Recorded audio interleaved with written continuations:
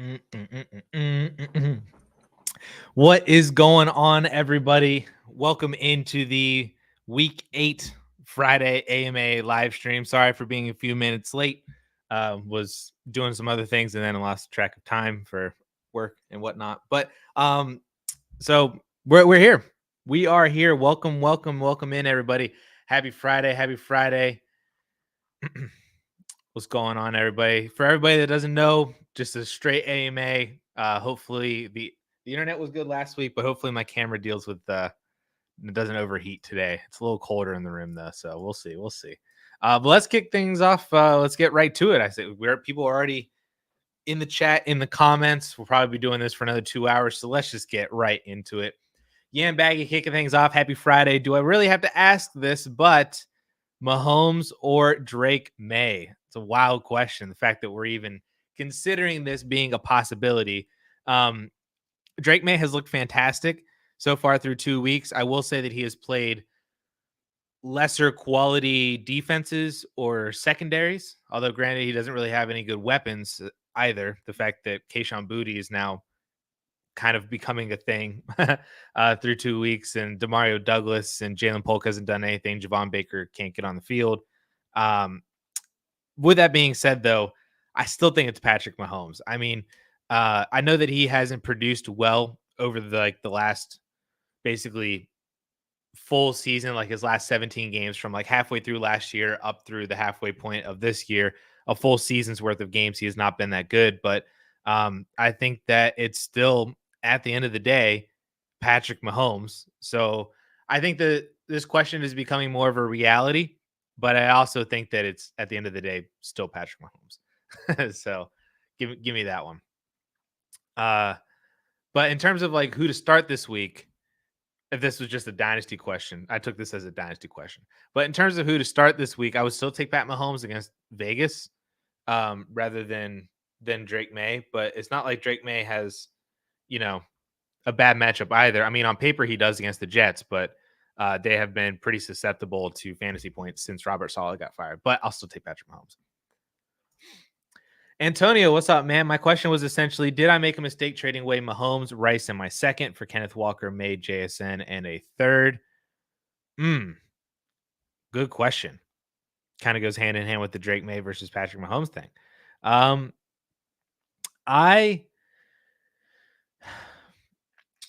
don't think you made a mistake.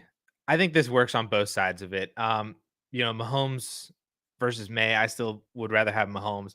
Rice versus Kenneth Walker, I would rather have Rice, but I would take JSN in a third over a second. And so if it's, Rice for Walker and JSN, that's fine. Rice in a second for Walker and JSN, I think that's okay. And then May in a third for Patrick Mahomes. I don't think you made a mistake. I just feel like I would have kept the Chiefs, but I like both sides of it. I don't think it's all that bad. And then in a 12-team Superflex Dynasty, still set at wide receiver with London, DK, BTJ, and Nico. Other quarterback is Goff. So yeah, so I feel like I would have probably kept Rashee Rice. Not sure. Depends on what your running backs look like. But I understand if you already set at wide receiver like you are, then you want to move that over to Kenneth Walker. That's pretty good. I just traded Darnold in a late third for an early second next year. I also have Baker, Herbert, and Stafford, and it's a one quarterback league. I mean, in a one quarterback league, getting a second for any Darnold, being able to do that, and the fact that you still have three other guys that are really good. But in a one quarterback league, any second round pick for a quarterback like Sam Darnold, I think, is a win. Peter, what's up, man? Happy Friday. You got beat out this week. You weren't at the top of the comment section. Weren't even close, man. Got to get in here earlier. Nah, I'm just joking. Peter's always in here super, super early, so I appreciate you, man. Happy Friday. Pick 2 to start this week between Etienne, Tillman, McMillan, Pittman, Deontay, Rome. Deontay with Bryson versus Surtain scares me. Absolutely. Don't trust Pittman. How crazy am I for leaning McMillan and Tillman? Well, I would tell you that right now, McMillan, I think, is at the top of that chart for me. At least for wide receivers. I agree with you with Pittman terrifies the crap out of me with Anthony Richardson. I don't want to play Deontay against Broncos with Bryce Young. Rome could be kind of interesting. They do play the Washington Commanders defense, which might actually be a good defense now. Tillman, I don't know. I think I think I can trust Tillman. I don't know. I mean, compared to these options, Tillman versus ETN would be interesting. I think if ETN played, I'd rather play him still. I'd lean into the supposed volume that he could get, especially as a receiver. Like ETN and Tillman could have similar receiving stat lines in terms of, 3 for 40 or 4 for 50 or something like that.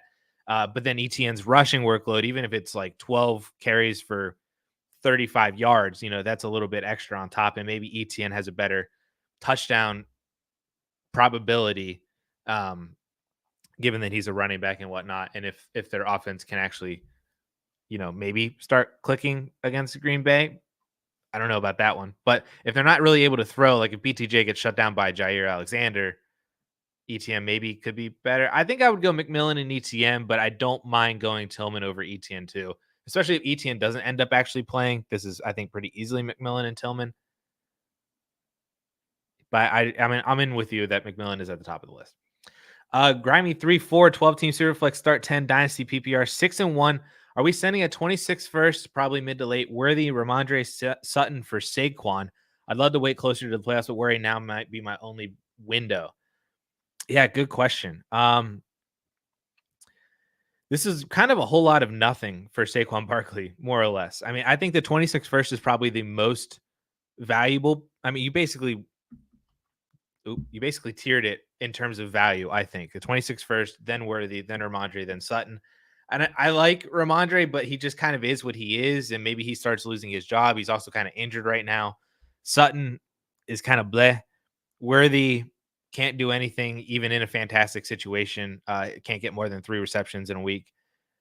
26 first, especially if it's mid to late. I think I would cash all that in and just take Saquon. I think I would do that. I think give me Saquon Barkley, man, and go win a championship. It'll all be worth it if you win the championship, and I think Saquon can definitely help you do that. So, yeah, give me Saquon. Chase, best part of my week, y'all. What's up, my man? Welcome in. Appreciate you. Ben, happy Friday. 12-team Superflex start 10 PPR half tight end premium with Ingram and Parkinson as my tight end. Should I send my 26 second and 26 third for David Njoku? Also trying to get T-Law for a 26 first. I would definitely take Njoku over a 26 second and third. And if you could sell Trevor Lawrence for a first, I think I would do that. And then JT and DJ Moore for Pollard and Ramondre. That's easily JT and DJ Moore. I would take DJ Moore over Ramondre, and I take JT over Tony Pollard. So that's boom. I yes to everything. Here for the memes with the $5 super chat. What's up, my man? How's it going? I traded my 26 second, 25 second, 26 second, 26 first, and Jalen Polk for Derrick Henry and David Montgomery. Starters are now Lamar, Brees, Henry, Chase, Amon-Ra, Garrett. I mean, this team is crazy. And you just made it even crazier. The fact that you can trade a first and 2 seconds for Derrick Henry and David Montgomery, I think is really nice. I would trade a first for David Montgomery. 2 seconds for Derrick Henry makes that worth it as well. I'm starting to lose my voice. Don't know why.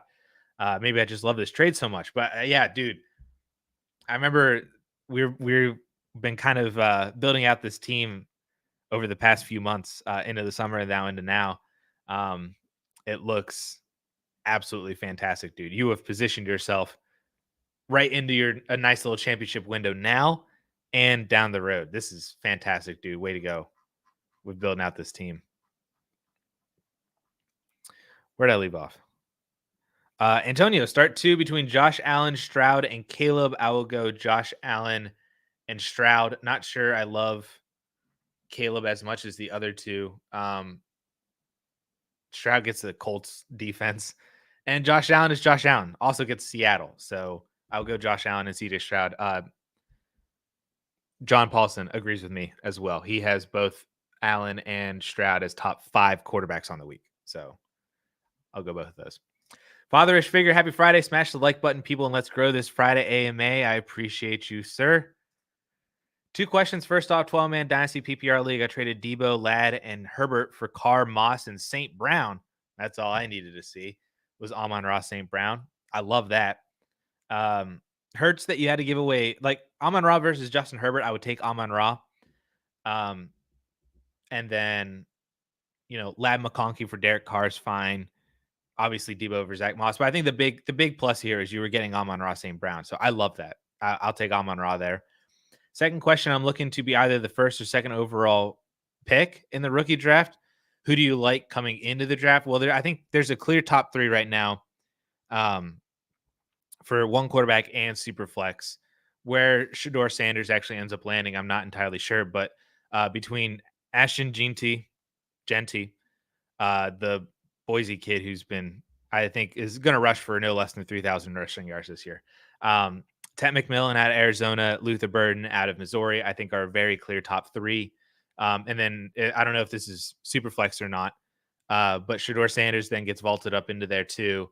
And then we get into the rest of the running backs in this class and the rest of the wide receivers like Ibuka and then running backs. I still don't even know where everything's going to shake out because there's so many names, but so many of them kind of haven't really done all that much this year. Like Henderson and Judkins are kind of, cannibalizing each other. Ollie Gordon hasn't really done much. Raheem Sanders is kind of up and down. Devin Neal still looks good, but I don't know if he's like a true 3-down back at the NFL level. I said Amarian Hampton out of North Carolina is kind of like the big bodied pounder kind of back that maybe doesn't have like the receiving ability, kind of like an Audric Estime ish. He has more receiving ability. Maybe he's more like Izzy Abanikanda, kind of like how he was coming out of college. Not to say that that's like a comparison or as a career arc for him, but that's kind of like what he reminds me of. But I mean, if you had the first or second overall pick, you're looking at one of Genty, Tet, or Burden, and it's probably Genty or Tet. Are both fantastic, I think. Tet's probably going to grade out as one of the more elite wide receivers in my marker system of almost the past decade or so. He's that good. Oh, Mustang's in the chat. What's up, man? Hey, everybody. Joe, where does BTJ fit into the hierarchy of rookie receivers? Is it time to reevaluate Marvin Harrison Jr.? Funny you should ask. Justin and I just released the 2024 rookie redo mock draft. BTJ went one pick ahead of Marvin Harrison Jr. They're basically back to back. I mean, they were back to back, but like they're basically neck and neck in terms of BTJ has so far exceeded expectations. Consensus expectations. I kind of thought that he would be a dynasty wide receiver one by the end of the year. He's just doing it a little bit quicker.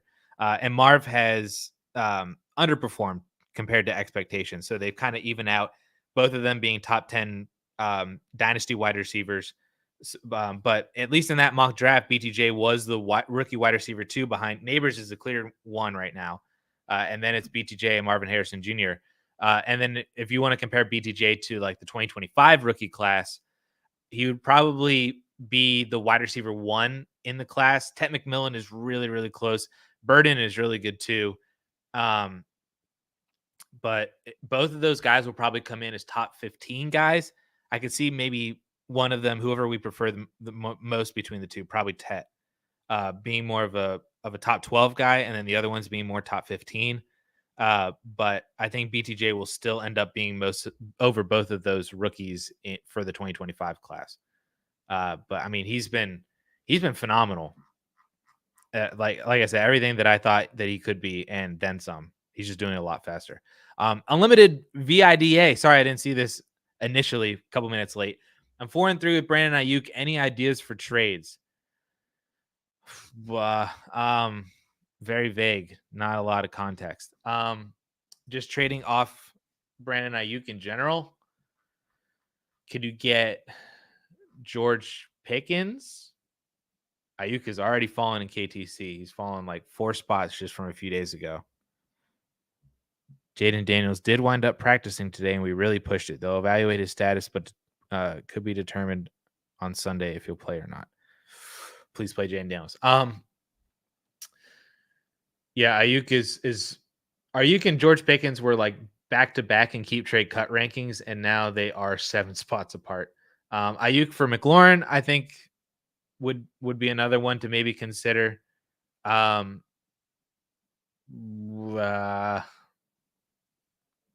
Cooper Kupp could be another one maybe that you could consider. I wouldn't trade him for Mike Evans because Mike Evans is going to miss another month, so that doesn't help you. I don't really want to trade him for Debo, although that could work. I don't know if trading him for. I don't really want to trade him for Amari or Diggs because Diggs is going to get Nico back in a couple weeks. Don't want to trade him for Pittman or Downs or Devontae Adams or Deontay Johnson. Yeah, you're kind of stuck with like limited options of Terry McLaurin or Debo or Cup. That's kind of like the Ayuk situation's weird because he wasn't producing before he got hurt. So nobody wanted him from that. And now he tore his ACL, so nobody wants him from that. Except for very specific like redraft teams. So or not redraft, rebuild teams. So you kind of have to look at the wide receivers that are on rebuilders because those are the people that are even going to be uh possibly even looking to trade for Brandon Ayuk. So you have to identify which wide receivers could be bought on a win now team, but are on. I need to rephrase this. My mind is my brain and my mouth are not syncing right now.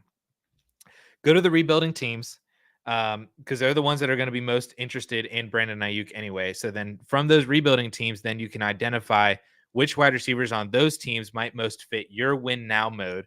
And then from there, basically link them up to see if you can get something to work with Brandon Ayuk, whether that's Ayuk in a second for, maybe it's for DJ Moore, Ayuk in a second for DJ Moore, or Ayuk and a second for T Higgins or something like that, or go up and get, maybe you can buy low on Metcalf with his injury. Not sure, but that's buy low on Tyreek Hill. Maybe that could be one. If the Tyreek manager is kind of rebuilding and wants to move off of him, maybe you can move Ayuk in a pick for Tyreek Hill.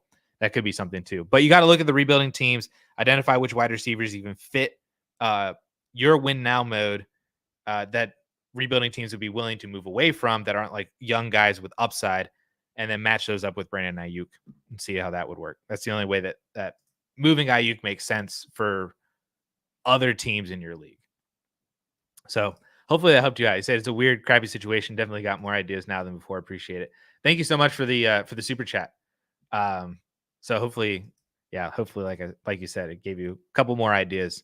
And if you have any, like if you see you're searching through stuff and you want to drop something, be like, hey, would you trade Ayuk and this for this other wide receiver? You can drop those down in there too, and we can talk it out. Big Rich with the $5 super chat. Thank you so much, my man. Thank you for the support. As a rebuilder, would you buy low into Bryce Young in hopes that he'll follow the Baker, Geno, Sam Darnold mold, or just stay away from him? I lean more towards just staying away from him.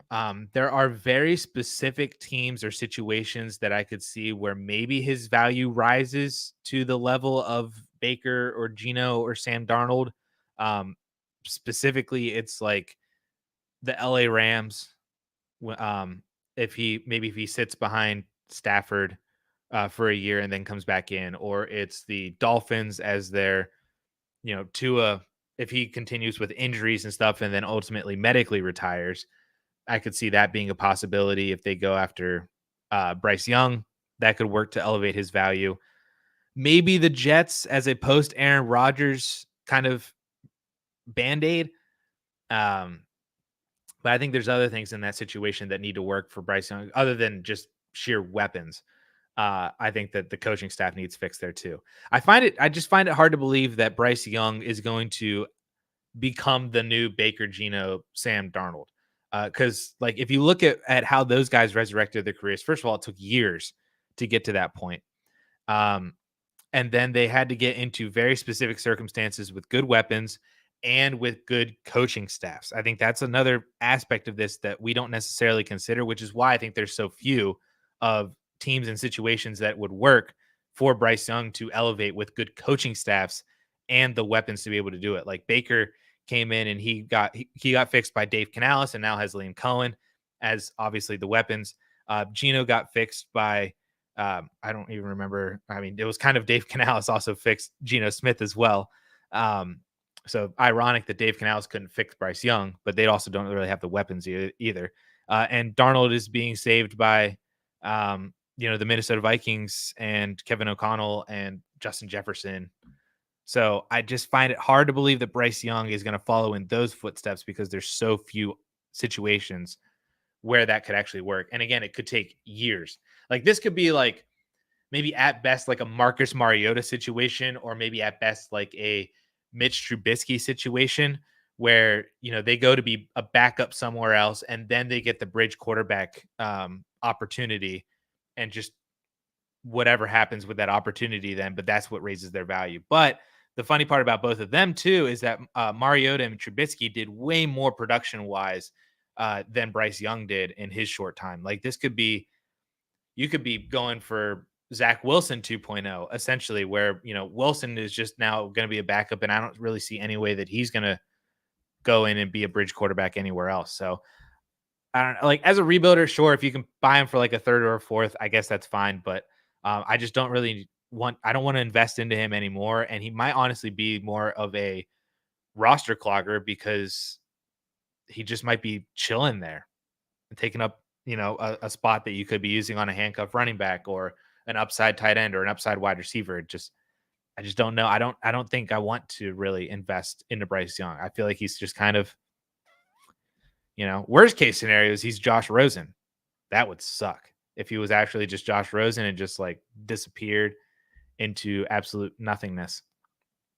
But I think it's possible.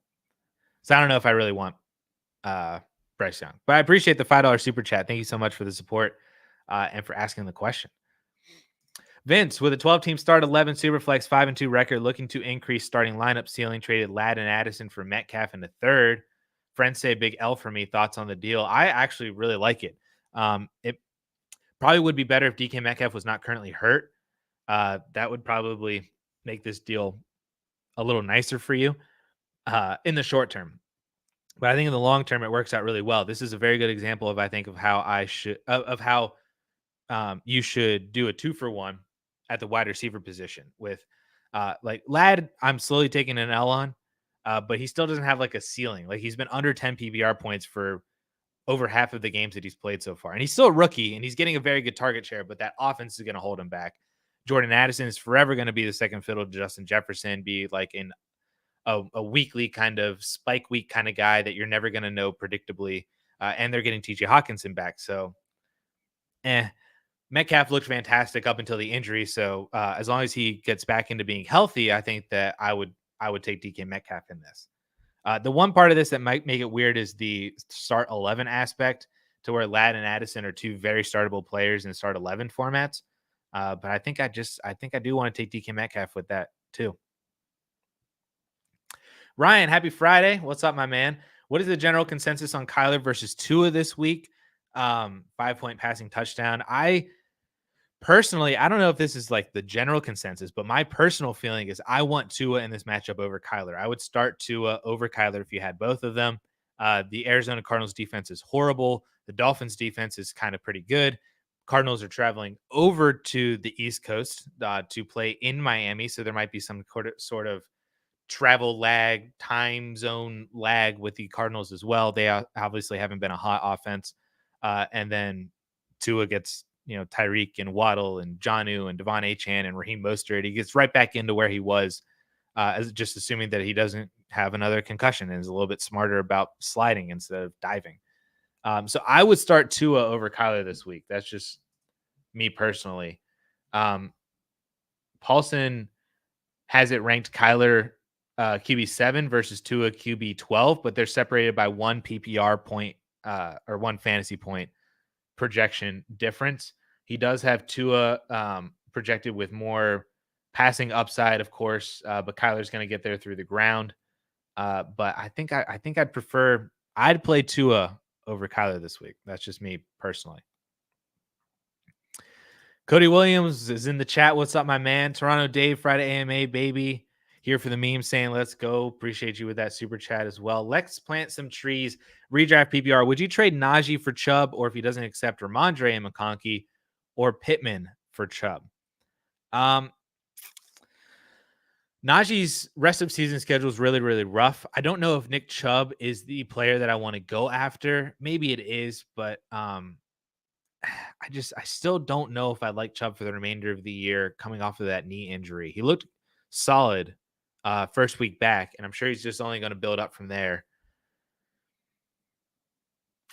I just don't know if Chubb is the guy that I want to go after. I think I would still take Nick Chubb. If he doesn't accept that, I would do McConkey for Chubb. I don't think I would do Ramondre for Chubb, but I would for sure do McConkey for Chubb for redraft, and maybe even Pittman for Chubb. I like. I'll take Chubb over Najee though. I'll stick with that. And if he doesn't accept it, then I'd go to McConkey. If he doesn't accept that, maybe I'd try to do Pittman for Chubb and some. Yeah, that's fine. Maybe do some add an extra couple pieces on the side with Pittman. But I'm good with Chubb over Najee. Who could I trade Pollard away for? I want a better running back in a decent offense. I mean, personally, I think Tony Pollard is a good fantasy running back to have for the remainder of the year. I mean, because he's already getting a boatload of work. He's a bell cow in that offense. I get that the offense is probably going to hold him back, but he's been very, very good up until this point, even in a bad offense. I mean, he is currently the RB 23 over. Oh, this is standard PPR. RB 21 overall, but that's with a bye week. He's the RB 21 still in points per game. That's good to know. Solid RB2. I mean, that's better than James Conner. That's better than Josh Jacobs. Better than Najee. I think if you're trying to trade up from Tony Pollard, I'd probably look to see if you can go up to James Cook or David Montgomery or Aaron Jones or I think everybody else is kind of out of reach. Brian Robinson.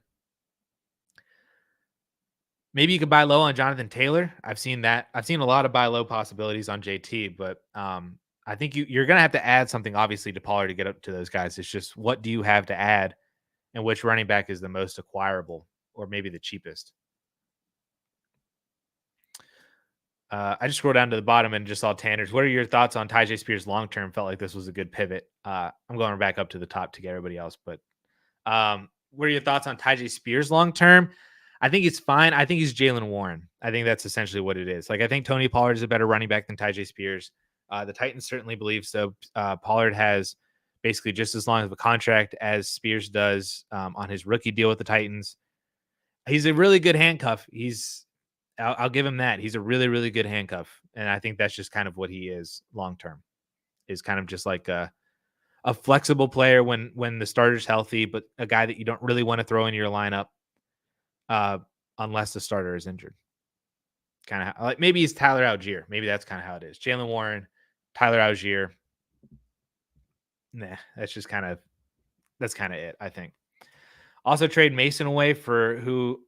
I need a wide receiver in another league. I mean, there's so many. I'm assuming this is redraft. Probably not Dynasty, right? It's another aspect of this of context that I feel like I need. Where was the? Because in a redraft, you could probably trade Mason for Devonta Smith, maybe DJ Moore, George Pickens. I would love that. That's kind of who you're looking at from a redraft perspective. Dynasty, I don't know. You're probably not going to get redraft. Those are probably the three wide receivers I'd aim for with Jordan Mason, and especially do that before Christian McCaffrey comes back in a couple weeks.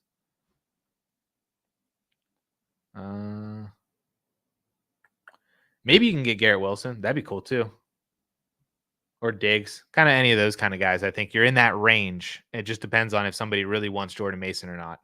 Because it's also possible that everybody's like, well, I don't want Jordan Mason because CMC is going to come back in 2 weeks. And maybe then best case scenario for you is somebody like JSN or Darnell Mooney or somebody like that. That's also possible. Christian, what's up, man? Happy Friday. Let's hope for a high-scoring weekend of football. And then we've got a contending roster. Injuries taking a toll. Thoughts on trading Godwin for... Oh, Deontay Johnson is out. Oy. Start your Broncos defenses. And then, yeah, where were we with that? That was Peter's question.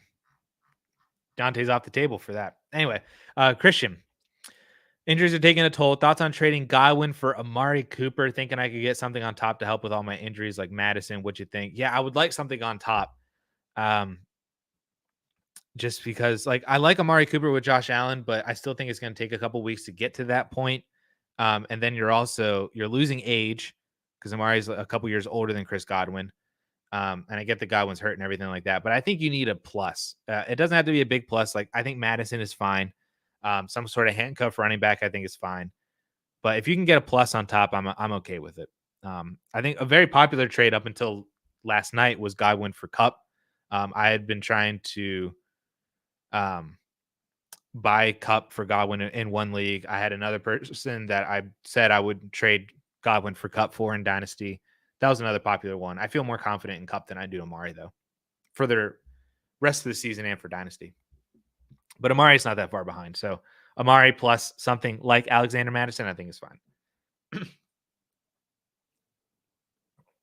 Yeah. Already talking too much. Had injuries to Rice and Nico that I had survived in top teams still. A trade for Kittle could put me over the top. Should I trade Bucky Irving in a late first for George Kittle? Wow. It is a tight end premium league, so that works. No, I don't think I would do that. I think that's too much for George Kittle, even in a tight end premium league. If you're the top team still, you're getting Nico Collins back in a couple of weeks. I don't know if the tight end position is really something that you need to invest heavily into. Not to mention that we don't know what Kittle's production could look like at the end of the season with a healthy Deebo Samuel and Christian McCaffrey back. Like, McCaffrey could come in and just throw a massive wrench into everything that George Kittle is doing right now. He was uber productive, with Deebo kind of being in and out of the lineup, with Brandon Ayuk not doing all that well, but also Jordan Mason is not the target earner that Christian McCaffrey is, and is not the red zone threat that Christian McCaffrey is as well. Kittle has then become that touchdown threat. So if McCaffrey is going to start scoring more rushing touchdowns when he comes back, and he's going to be stealing away receiving volume and targets, that might be bad for George Kittle, even with Brandon Ayuk out. And Ayuk wasn't really doing anything anyway. So add Christian McCaffrey into the formula, that might be bad for George Kittle. Not to mention that I think that this is already too much for a tight end like Kittle anyway. I just don't know if the tight end is the one position that you need if you're still top of your team without Rice and without Nico for the past couple weeks. And like I said, you're getting Nico back in a couple weeks. So I'm still taking Bucky in a first. Kenneth, full PPR plus half point first down, Amari Cooper or J.K. Dobbins. Ooh. I'm assuming this is a start sit question. Because I'll go J.K. Dobbins in that instance. And also rest of season, I'll take J.K. Dobbins. Yeah. Dobbins gets the Saints defense this week. Holy crap, dude. Trade away Mahomes, Schultz, and a late first for Love and Kyron this week in a juice scoring lead. Love that. I would take Love over Mahomes and a first and Schultz for Kyron. Works perfectly. Love that deal, Ryan. That's fantastic. Jamie, what's up, man? Happy Friday. Ang traded Penix and Tracy in 2/3 for Tua and Pollard. Is that too much? No, that's nowhere near enough. You won that deal by a landslide. Give me Tua and Tony Pollard there for sure. Theo in a 12x10 Superflex young contender. Would you trade Daniels for Richardson, BTJ, and a bad team's 27 first? I don't want Richardson. That's the issue. It could be so many other different quarterbacks, and this would work fine. But I just do not want Richardson. I'd rather have Jane Daniels. Give me Jane Daniels in this one. Start CJ Stroud or Bo Nix. Ick. I'm starting CJ Stroud for sure against the Colts. Kelsey, Marv, McBride, Odunze, start 2. We're going to go with Kelsey and McBride. And if you want Paulson's backup, Kelsey is flex 57, McBride is flex 51, Marvin Harrison is flex 76, and Odunze is probably way lower than that. So, yep, Paulson agrees with me too. both tight ends. Nick, I'm 3-4, first in points, 4 and second in potential points. Injuries and close losses are killing me. Just ride it out. Losses were by 20, 11, 5, and 0.6. If you're first in points 4, I'd say just keep going. I don't know if you have a trade deadline in your Dynasty league or not, but I'd probably keep going up until the trade deadline. And then if you're still in this position where you're kind of like fighting for a playoff spot, you're not sure if you're going to get the playoff spot, I'd probably see if I could shed some age then at that point. But if you're first in points 4, I would just ride it out with you've been super unlucky right now with points against. So just ride it out if you're first in points 4. Went into the week with a 195 projection for the means. Jesus Christ, dude. Yeah, I can see that with the with that roster that you have. It's insane. Philip, in your insane Dynasty league, traded my late to 25 first for Amari and Connor. Love that. Seconds are worthless in this very low activity league. Couldn't even get Dobbins, Jones, Monty for a second, contending 5 and 2. Yeah, no, I'm fine with trading a late first for Amari Cooper and James Conner. I think both those guys kind of ride the border of being first and seconds. Obviously, I wouldn't pay a first for each one of them individually, but I think both of them, I think trading a first for both together is fine. My only question would be, did you need to do that? But from a value standpoint, I think it's fine. Outlook for Kyler versus Love. Who would you rather have long term? I'd rather have Jordan Love long term, especially in a 6-point passing touchdown. I think Love will have more touchdowns at the end of the day. So if all the touchdowns are being scored equally, give me Jordan Love. Aaron needs a low-end RB2 until ETN is back to being startable. Would you trade for Mason and Chuba? If so, what would you offer? I would not trade for Jordan Mason. I'd pay maybe a second-ish for Chuba, a second and a third. I don't know if I'd pay 2 seconds for Chuba. Side note, could you trade for Kareem Hunt? That would be somebody else. I'd rather trade for Kareem Hunt than Jordan Mason. It still would only be like a second or something like that. But could be another possible option. Looking for other cheap running back options. The real answer is who is on the rebuilding teams that you could pull away for cheap. Like, if Aaron Jones is on a rebuilding team, could you pay a second for him? If a guy like, God, I can't even think of names at this point. If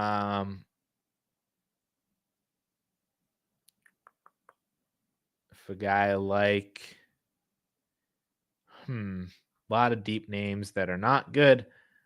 Javonte, could you pull Javonte for a second? Or man, it's kind of rough right now. Madison, maybe for a second. Chase Brown for a second. One of those guys just to fill in, like you're saying. Or maybe could you just spend up a little bit more and then you get up into the Brian Robinson, David Montgomery kind of range? It depends. All depends on the pricing for those and if they're even available for trade. Because if all those guys are on contenders already, they're not going to trade them to you. So that's another thing where you got to look at the rebuilding teams. Joe's got inquiries about Trevor Lawrence and Anthony Richardson. He has Mahomes and Stroud. He also has Brooks. Do I go after Stroud, Brooks, or draft picks? I would go after whichever one he's willing to give you, especially for Anthony Richardson, man. Like, if you're able to trade A-Rich for Brooks and a first, I think I would do that. If you could trade both quarterbacks just for CJ Stroud, I would do that. Get Anthony Richardson off your team. I'm not as into, like, I don't think trading Trevor Lawrence is as desperate of a situation as Anthony Richardson. I'm willing to trade him, obviously, but like I would trade Trevor Lawrence for Brooks and a first or something like that. But I would rather do that with Anthony Richardson. So yeah, I would anything like that. Just any of it. The answer is yes to all. Trade just happened in a 12-team Super Flex. Breece Hall for Sutton, Aaron Jones in a second. I called collusion or more stupidity, but the Sutton side said he never accepted the trade. Turns out he proposed it over a month ago, but doesn't remember doing that. Should the trade standard? I'm surprised that it was still available for over a month.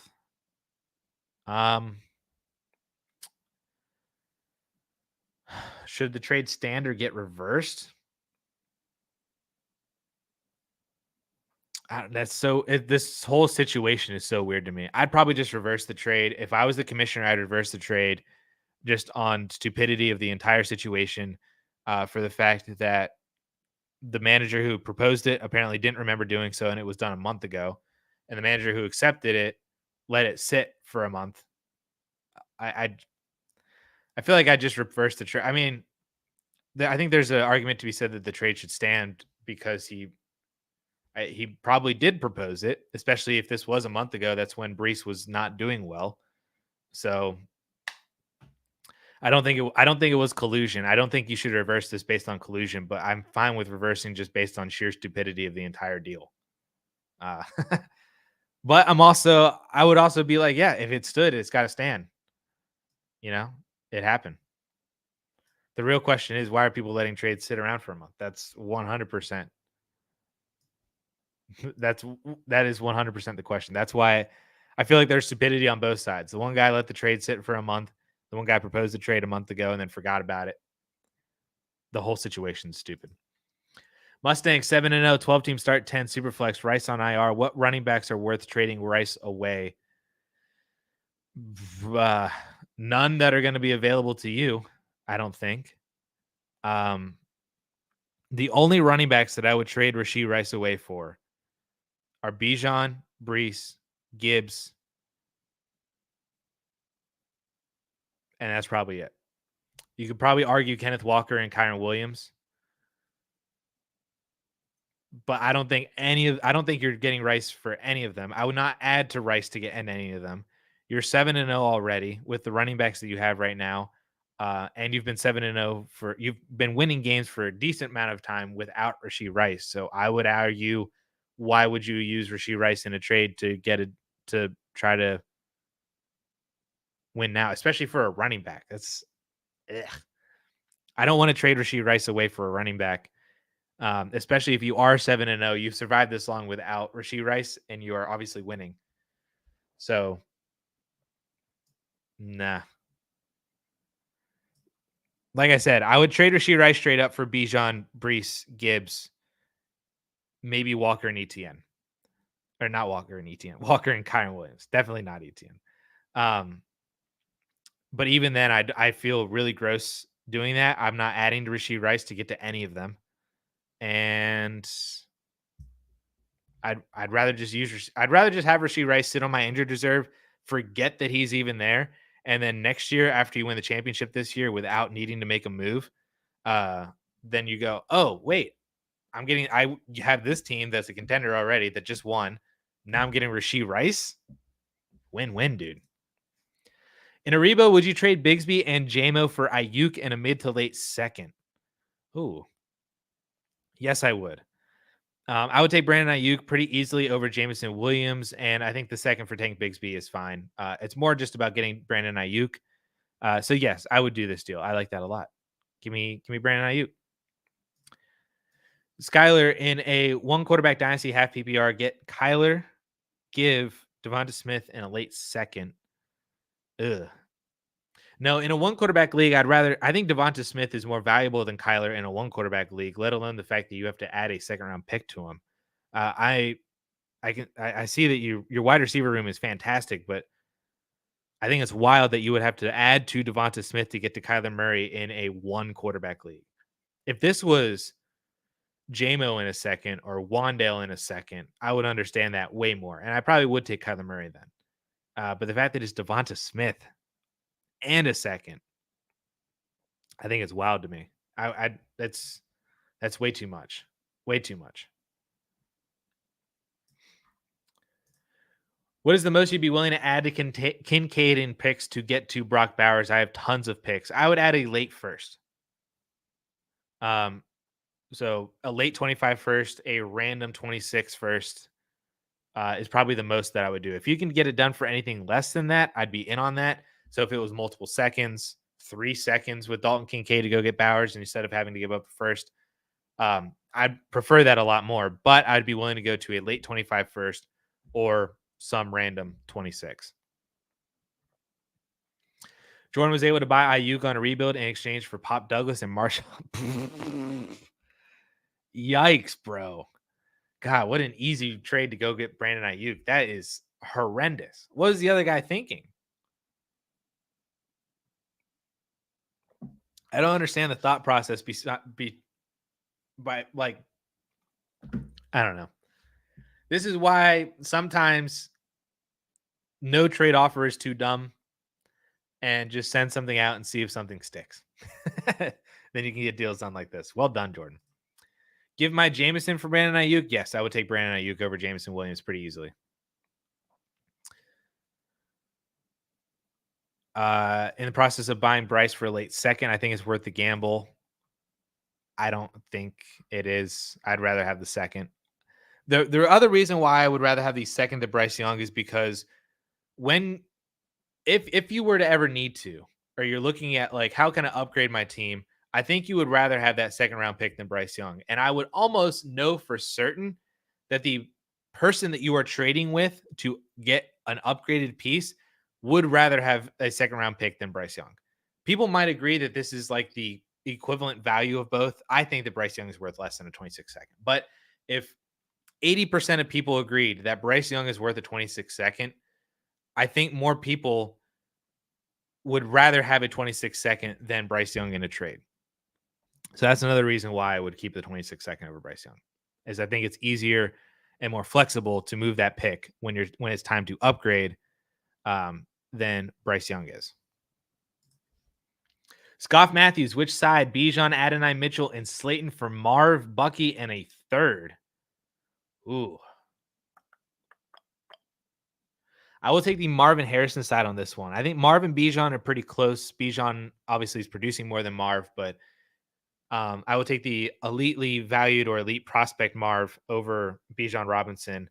I'm definitely taking Bucky Irving over Adonai Mitchell, and I will take a third over Darius Slayton. So give me the Marv side on this one.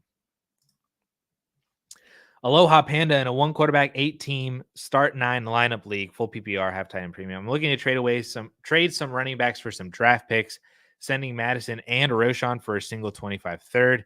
It seems heavy, but I need roster spots with Puka coming back and would rather pick up Tillman from waivers.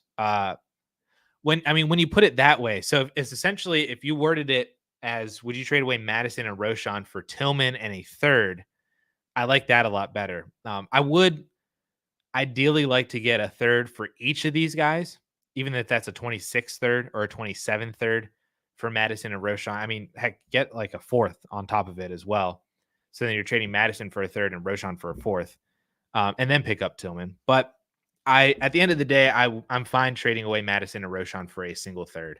I would just see if you could try to sneak an extra third, even if it's a couple years down the road, or a fourth or something like that. Just to see if you can get a little extra on top. But I would still do this and then pick up Cedric Tillman. And then, like I said, put Puka back on the active roster after what he did last night. Whew. Puka Nacua, baby. Where are we at? No, we already did that one. Jalen Warren or Tyler Algier. Danaconda, this week, would you start Stroud or Goff at quarterback? Oh my goodness.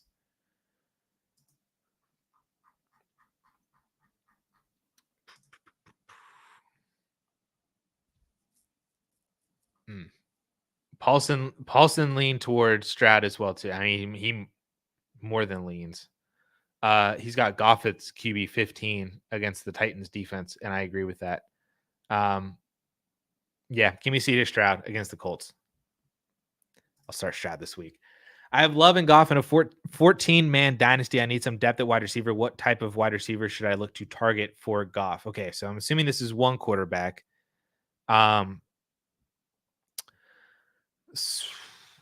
So for a 14-team, one quarterback league,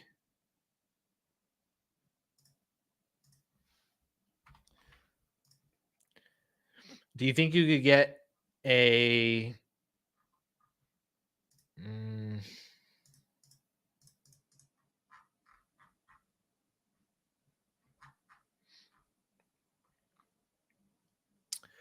I think you're probably in that Amari Cooper, Cooper Kupp, Stephon Diggs range. It's not a wide receiver I think that you would really enjoy.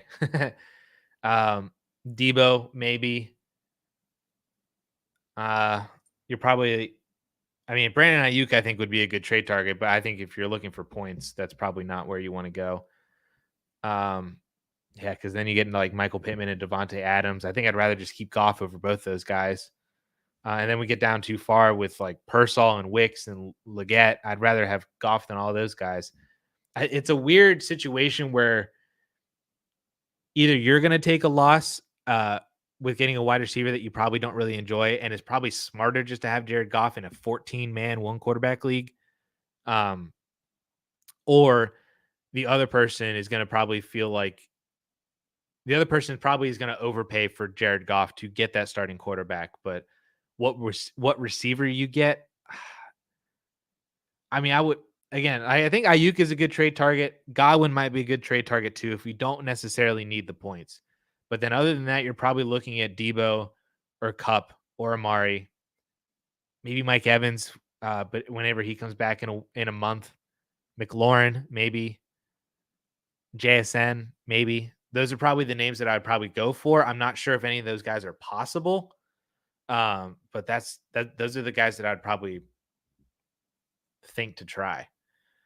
Because the other way you could look at this is you could just go team by team, which teams actually need an upgrade at a starting quarterback. Maybe one team has Trevor Lawrence as their starter and they want a better quarterback. Maybe one team has Anthony Richardson, they want a better quarterback. Maybe one team they had Deshaun Watson and Will Levis, and now they're SOL. So now you can trade them Jared Goff, see what wide receivers they have. Those are like those. That's what I would be doing in terms of research, is identifying those teams, getting my list of players that I could even possibly trade for from those teams, and then kind of work my way from there. Landers with the $5 super chat. Thank you so. What is that? Is that Sully with a bowl cut? Landers with the $5 super chat. Thank you so much for the support and for the for the support. Thank you. 12-team full PPR dynasty, sitting at 5-2 with the youngest / highest buying power team. Should I trade Bigsby and Jacoby Myers for Tony Pollard? Ooh.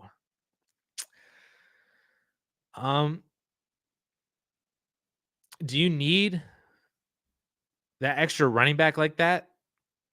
Because I could spin you a narrative to where Bigsby and Jacoby Myers each individually maybe are not worth identically the same as Tony Pollard, but are worth 75% of Tony Pollard, to where if you combine both, then they're 150% to Tony Pollard's just 100%, to where I think you're overpaying for Tony Pollard on this. I can very easily spin a narrative to where it's the other side, to where both those guys are maybe 40% of Tony Pollard. So you add them both together, that's 80% to Pollard's 100%. I think me personally, I would probably ride the Tank Bigsby wave a little bit longer.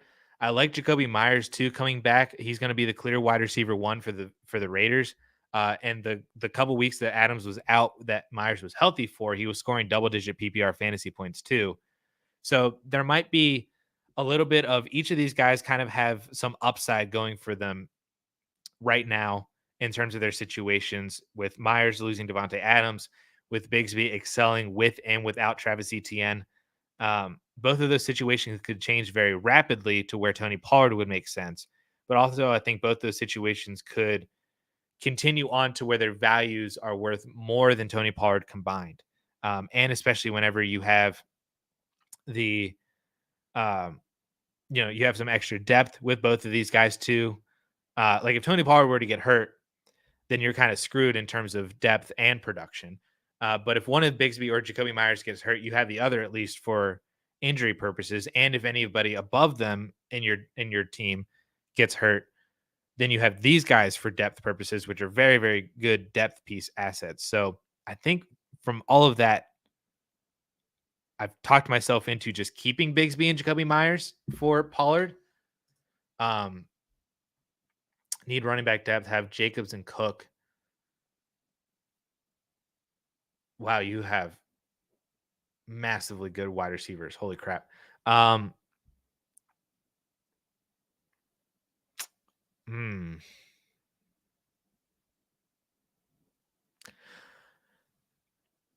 I mean, I'm in on it to go buy Tony Pollard. If I don't know how many people that you actually end up starting every single week, but if with Jacoby Myers being your 1, 2, 3, 4, 5, he's your wide receiver 6 right now. Your wide receiver 7 with Rashee Rice in there. Wide receiver 6 in terms of actually healthy, playable receivers. I'm fine with moving Jacoby Myers. I'm fine with adding Takes Baseby to go get Tony Pollard. I'm in on this. I lean. This is why it's such a tough trade for me, even though it seems like such a small deal, is because there's depth aspects to it. There's potential upside aspects to it. In terms of their situation, Tony Pollard is the better producer right now, assuming that ETN comes back and eats into Tank Bigsby's workload. I'm fine with it. I'll take Tony Pollard. I'm fine with it. With the context of the receivers that you have on your team, I'm fine with Tony Pollard. It seems like such a not so confident answer, but I'm fine with it. I'll take Tony Pollard. So I appreciate you, man, and appreciate the support and the $5 super chat. All right, where were we?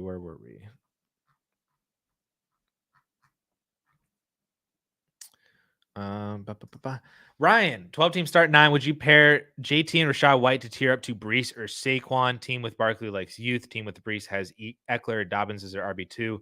Also have Walker as my 1. Don't know if either would work though. I would do JT and White for Brees. I would not do JT and White for Saquon just because, and from a dynasty purpose, I see JT and Saquon very similarly in value. I'm all for moving off of Rashad White, but especially with Godwin hurt and Mike Evans hurt for the next month, Rashad White's production could go through the roof with receiving volume, kind of like how he was last year. So I think there's production upside with Rashad White over the next few weeks that he didn't really have beforehand. But I would do it for Brees Hall. I wouldn't do it for Saquon Barkley. I do agree, though. I'm not sure if JT and Rashad White would work for Brees.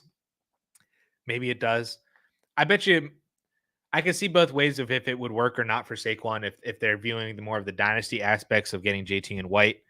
I think that's a better side to have from a dynasty standpoint. But if they're just so into the production of Saquon, I could see them saying no to Saquon. Same goes for Brees Hall in both regards. But I would 100% do this for Brees if you can do it. Be told, Addison, happy Friday. Happy Friday, my man. Thoughts on this inbox offer? Dynasty Superflex PPR. I'm contending, and I got Tyreek, Bucky, and 2/3 for Olave, Christian Watson, Vidal, and a 25 first. Is that too much to give up?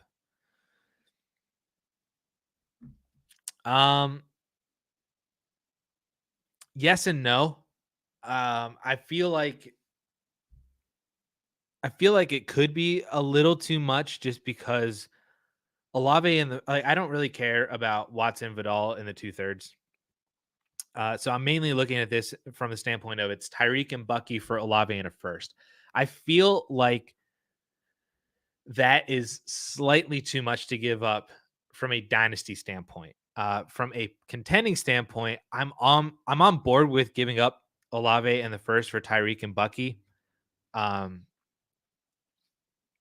okay doing it. It just feels like from a dynasty standpoint, value wise, it's probably a little too much to give up, but not enough to where I'm really going to say no to it because I'm going to be like, oh, well, one counter that I would love to see if you could do that would make me feel so much better about this.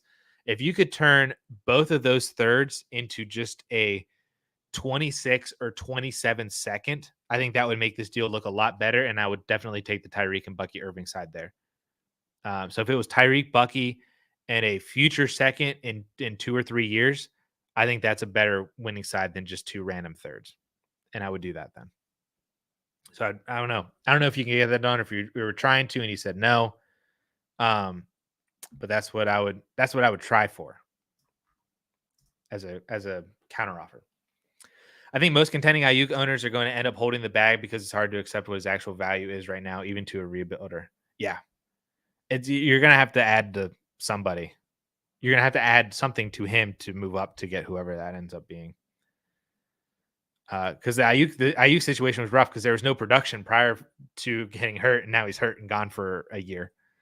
So it's iffy. Philip, redraft, give Saquon, Amari, and Pittman for Amon-Ra, Chubb, Cook, and Pickens. What the heck? You're moving half of your lineup. I will take the Amon-Ra side on this one. You move from Pittman to Pickens. That's a big plus. Saquon to Amari, I think works because you're still getting the elite production from Amon-Ra, and you're getting, James Cook on top of that too.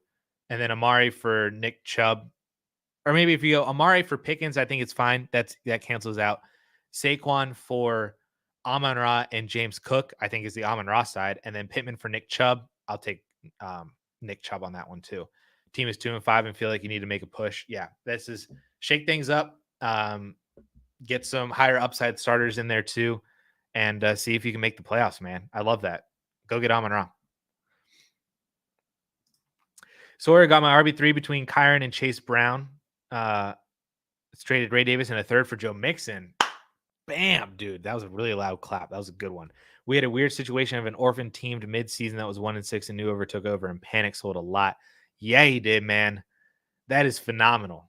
I mean, getting Joe Mixon as your RB3 is absolutely fantastic. Getting Joe Mixon for Ray Davis and a third, even better, dude. Well done. Way to go. I already forget what this is too, Christian. I'm sorry. Would you fire up Ricky Pearsall this week? I think I would, especially with the news that Juwan Jennings is probably not going to play. I think I'm firing up Ricky P. Also depends on who you have, though. This was kind of like the same. Somebody asked me, they were like, would you start Puka last night? And that was all the context I got. Would you start Puka? And I'm like, well, I don't know. Would I? Who are my other options? Because if it's, you can only start with 3 wide receivers, but you have, Amon-Ra and CeeDee Lamb and Tyreek Hill and Puka. Well, no, I would not start Puka. But if your other wide receivers are, Ricky Pearsall, Tyler Johnson, and Jacoby Myers, then I would start Puka. It was just a funny little. So I don't know. Would you start Puka? I don't know. Would you fire up Ricky P? I probably, but it also depends on your other options too.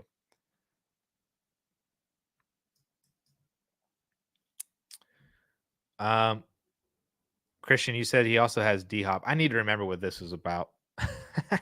Or is that a response to somebody else too? Oh, is this the Godwin one? Godwin for, yeah, I would do Godwin for Amari and D-Hop. Yeah. Yeah, I would do that. Sorry, Christian. Too many names, too many people are flying around. Joe, what's up? What's up, man? Happy Friday. Happy Friday. Booger Sugar. Last week traded Ramondre a late first and a late third for CMC and an early second. Wow. I like that. I like that a lot. Hopefully CMC can come back, dude, and be CMC again. I'm rooting for it so hard. I love it. What can I get for Goff? Some teams want him in my league. I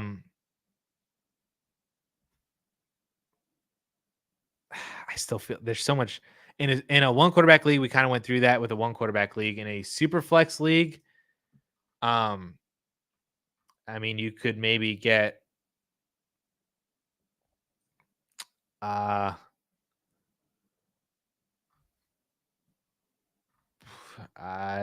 you could maybe get T. Higgins, Zay Flowers, Chris Olave, DJ Moore, maybe one of those guys. Pickens.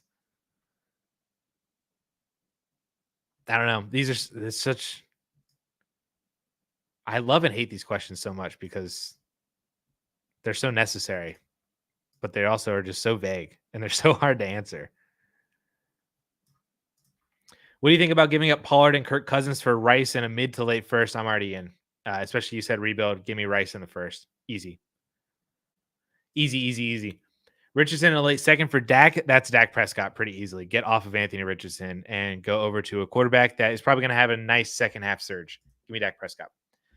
What would you recommend I do with Marvin Harrison Jr. in redraft? My other wide receivers are DJ Moore, AJ Brown, and BTJ, and I want to trade Marvin, but his value is so low. Yeah, there's two ways to go about it. Either you could wait for a kind of boom game to sell Marvin Harrison Jr., or maybe the boom game is indicative of future boom games. According to the 4for4 trade analyzer, Marvin Harrison Jr. is right around the J.K. Dobbins, Brian Robinson range of running backs. Smash that. I would 100% take both of those running backs over Marv. You could maybe pivot off of him to a higher upside wide receiver like a George Pickens, or maybe just move over to, if you just want solid production of Devonta Smith, maybe you can get Aaron Jones, maybe you get DJ Moore, maybe you can get Jalen Waddle. Buy low on Jalen Waddle right now with before Tua comes back. Those are probably what I would be trying to do. If you could also wait on wide receiver, maybe you could trade him for Evans, because AJ Brown's already passed his by. DJ Moore's passed his by.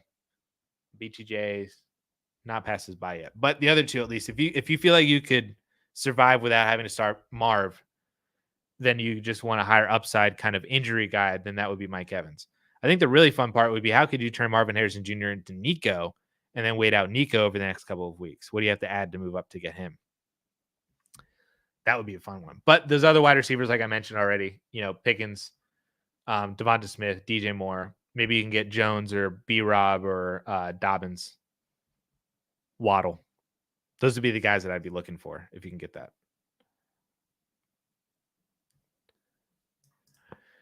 What are we doing with Xavier Worthy right now? Hold, try to re-roll for a future pick. I would 100% take a 25 first for him right now. If you could sell Worthy for a 25 first, I'm down with that.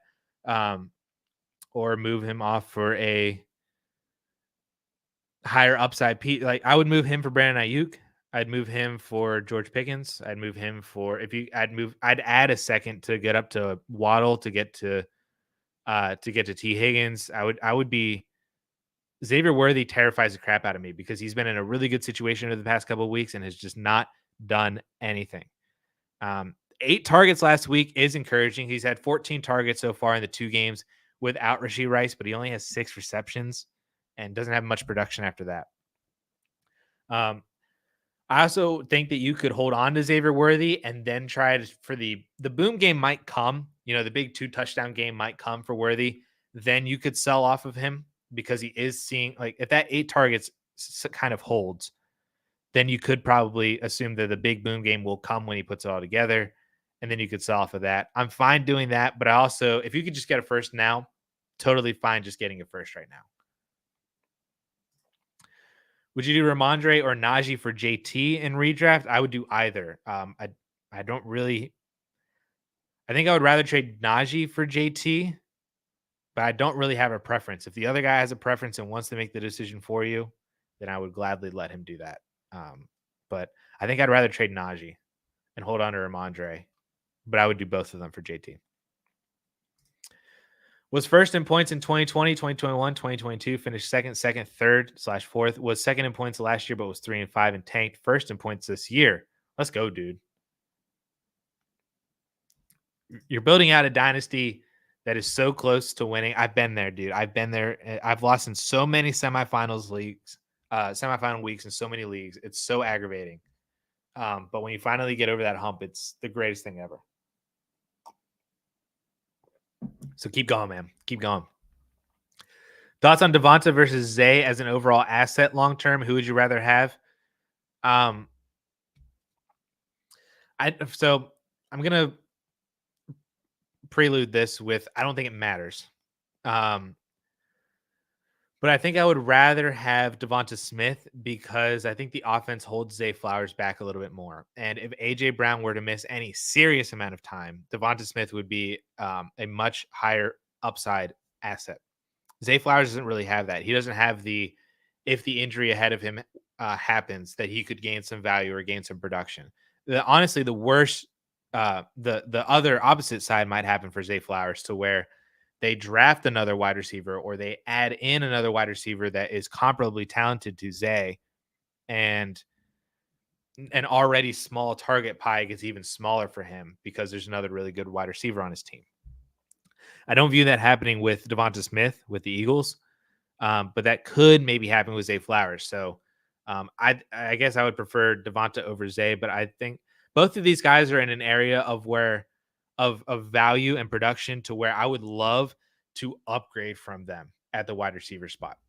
So then it becomes which wide receiver do you think is more easily upgradable from? And that could just be based on differences between person to person, manager to manager. Me personally, I would rather have Devonta Smith than Zay Flowers. What are your thoughts on Bo Nix? His fantasy scoring has been solid the last 2 to 3 weeks, but he didn't look great on Thursday from what I saw. Yeah, he's surviving on rushing. His pocket passing is still not good. I just he I think he has job security, and then from that he has value security from a dynasty standpoint to where he's not a bad player to hold on to going into next year, but I just don't think there's much production upside. There is probably some value upside. Like if the Broncos were to go out and they were to make a splash free agent signing or two, or if they were to draft somebody, basically do for Bo Nix like what the Jaguars try to do with Trevor Lawrence, where they go out and they make a splash signing with Christian Kirk, and then they also add in maybe Calvin Ridley, or they draft Brian Thomas Jr. If they were to do that, the Broncos, that would probably artificially raise Bo Nix's value. It would kind of do like what the Titans tried to do with Will Levis, so to speak. And so that would maybe artificially raise Bo Nix's value, and then you could sell off of that. I basically am just looking for ways to get out of Bo Nix. But I'm not like, oh, he's an immediate sell right now because everything's going to crater around him and he's just going to plummet. I don't think that's going to happen because I think he has job security. I think he has rushing upside for the production for fantasy football. So from both of those, I think he has value security for the next year. A lot of other first round quarterbacks that we've seen in recent years, like Mac Jones and Kenny Pickett, Trey Lance, even like guys that weren't great or weren't productive, but still had value security to where you would still, you'd still get 95% of what you could have gotten if you had sold now. You could still get 95% of that maybe in a year if he's not good. Which I don't think he's good, but I'm just saying, like if the rest of the community realizes that he's not good, then you can still sell, I think. Is trading a second in Goff for Russ and a first a fair trade? I don't think so. I would not do that personally. I'm assuming this is a super flex league. I would take Goff over a first, and I would take like Russ for a second. I think totally makes sense, but I would take Goff over a first. So no, I'd rather have Goff in a second here. Thoughts on trading Dell and another guy for Rashee Rice? Love it.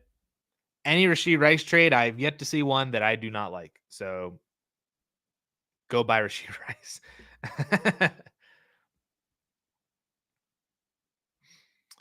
If Lad is out, do I start Ricky or Shepard at the flex? I would go with Ricky Pearsall. Shepard is kind of interesting, but I don't know if it's Shepard or McMillan. But with Pearsall in, I have more faith that Pearsall would. I have more faith in my predictability. Meh. The predictiveness. I don't know what I'm trying to say. I think it's more predictable for Ricky Pearsall to be more involved this week than it would be for Sterling Shepard. Honestly, I might consider playing Ricky Pearsall over Lad, even if Lad is in. But if he's out and you have to start between these two, I'd probably go Ricky. MT, thoughts on Dynasty trade I did? Pacheco for Rodgers, Benson, and Tutu Atwell.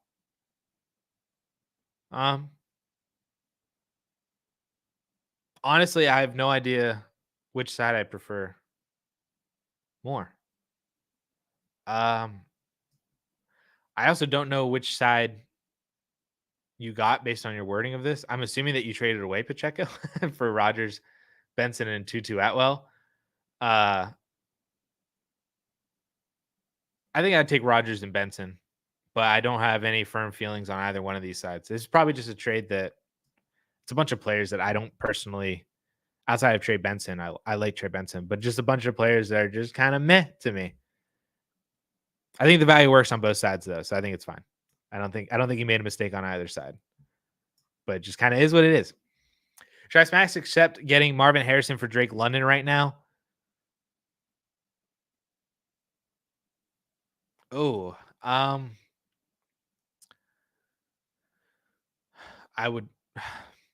rather keep Drake London. I don't think there's any reason to trade Drake London for Marvin Harrison Jr. right now. So no, I would not. I would not smash accept it.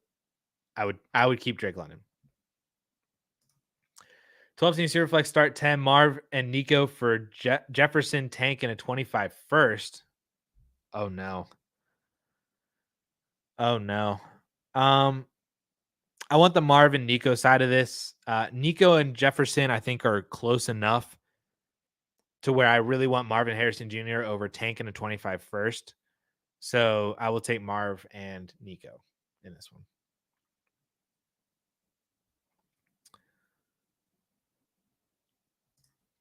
This is like Dynasty 101. You've learned the tendencies of your league mates. The same guy had Ayuk, Rice, and Olave, and he thinks he's win now, so he panic sold. He got all three of them. This is beautiful, man. It is so beneficial to know the tendencies of your league mates, for sure. And you can just take advantage of everybody. 12 team Superflex start 10, half PPR, Brees for T and a 26 first. Ooh. I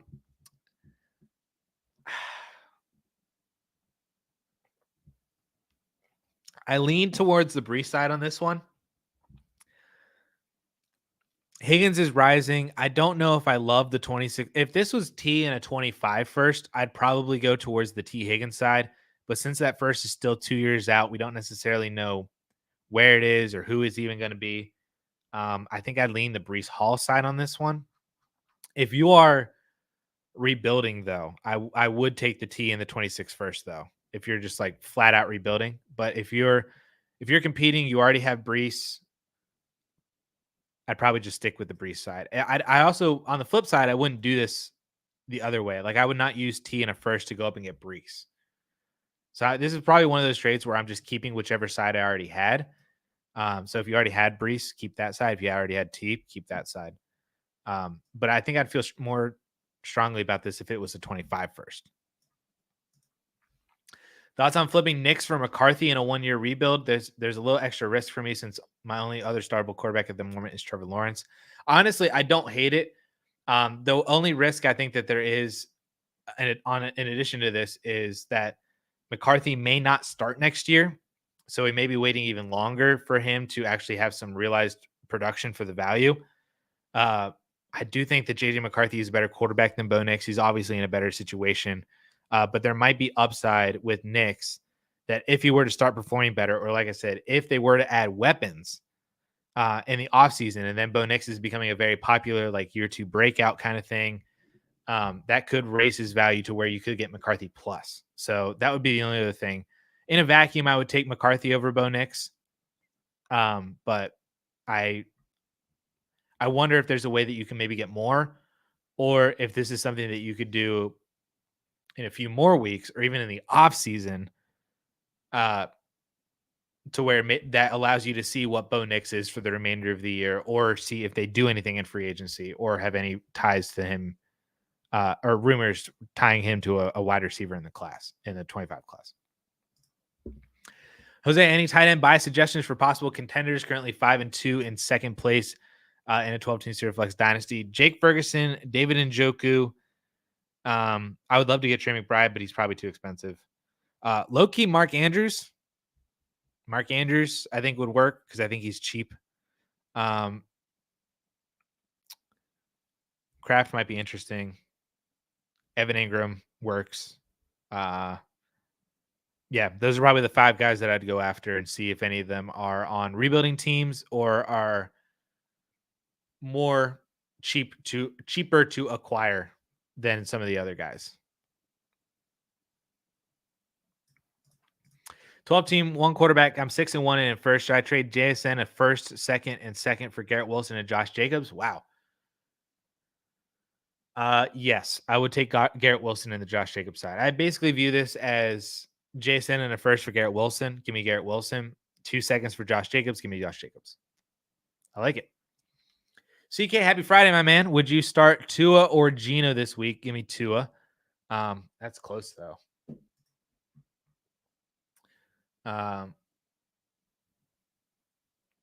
Yeah, in Buffalo though. I couldn't remember if that was in Buffalo or not. I'll start Tua. Especially you have Tyreek Hill too, so bonus points for the stack. Also, I've made, but don't trust him this week. Yeah, give me Tua of those three guys. Evan Smith, 12-team Superflex lineup, start 8 plus 5 IDP. I have Hurts and Daniels. Send May and a fourth for 2 firsts and a second. Wow. I think the value is definitely on the 2 first side. I think my only question for you is this the best used case for Drake May? If this is already the value that he's kind of having in your league, are you able to use him in a way that maybe because I'm assuming maybe you're competing. If you have Jalen Hurts and Jaden Daniels, I don't know what the rest of your lineup looks like. But if you're competing, could you use Drake May as a way to get assets that improve your actual roster now rather than trading for future picks a year or two from now? Or if you can't do that, do you take these picks and then see if you could do something with those picks? Maybe then you could trade, a first and second for another really good wide receiver, or trade that second for another depth running back that could give you some production for the remainder of the year. Trade one of the first for something, and then you still net a first and a second on top of that too. That would be my question for you. So I'm not going to tell you which side I would take on this. I just would challenge you to consider what is your next move after this if you are a contender. I think if you're a rebuilder, I'm fine taking the 2 picks, but if you're a contender, is this the best way to use Drake May if this is the value for him in your league? Or is this the most that you can get for Drake May? And then what can you do with those picks then after that to actually improve the your overall roster if it needs improving? Because I don't know if I want to trade not competing. No running backs but Neighbors, Waddle, and Olave at a wide receiver. And then that standpoint, I'd probably take the 2 first and a second then if you're not competing. I'd probably take both of them. I also don't think that there's any reason to sell Drake May right now, but this seems like a very high value for him based on 2 games against really bad defenses. Not to say that I think Drake May is going to be bad moving forward. He has a lot of upside for sure, especially if they actually get weapons for him. But I think right now, I think I'd rather have the 2 first and a second. So, yeah. Got you, Evan. Landers needs running back depth, have Jacobs and Cook. Oh, that's what this was the super chat. Yes. I'm new to Dynasty, not really sure how to value picks. I was offered Russ and 1 pick for Love in a second. No, I'm taking Love in that one pretty easily too. So not sure how to value the pick. So essentially, again, I'm assuming this is super flex. Is this super flex or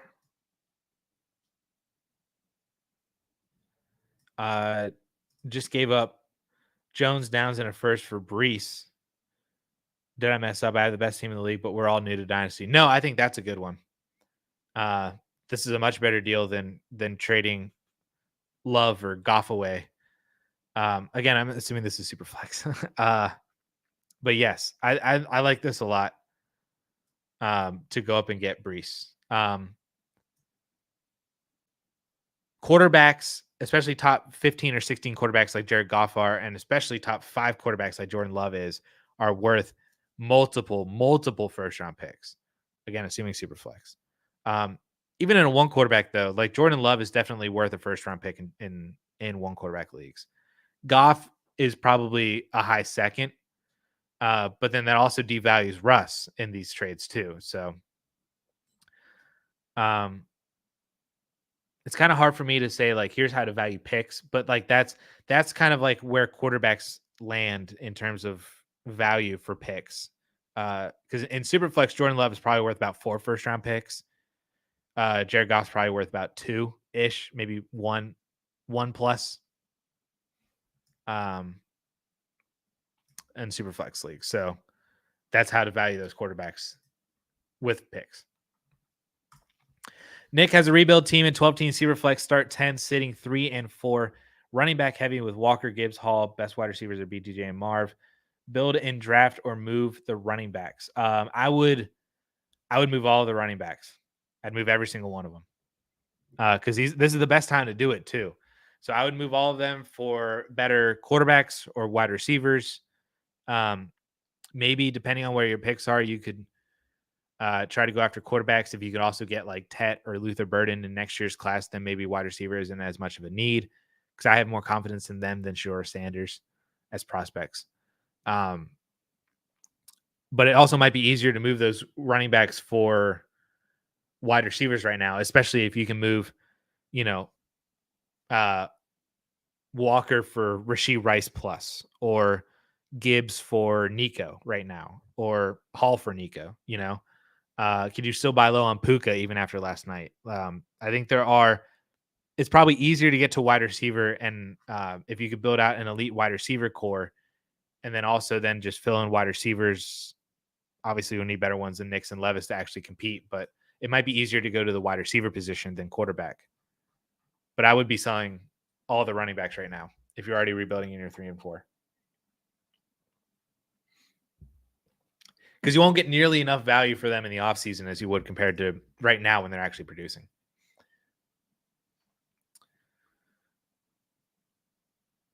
Nice. Yeah. All right. Yep. Would you trade London for Bowers in a half PPR with an extra half tight end premium rebuilding and have a solid wide receiver core?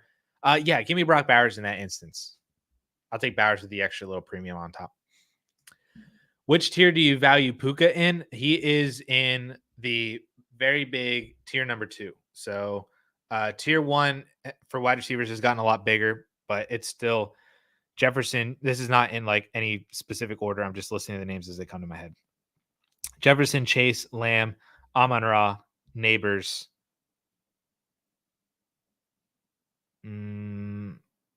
Nico's probably in that top tier then too. So there's your top. That's tier 1. AJ Brown might be in that tier 2.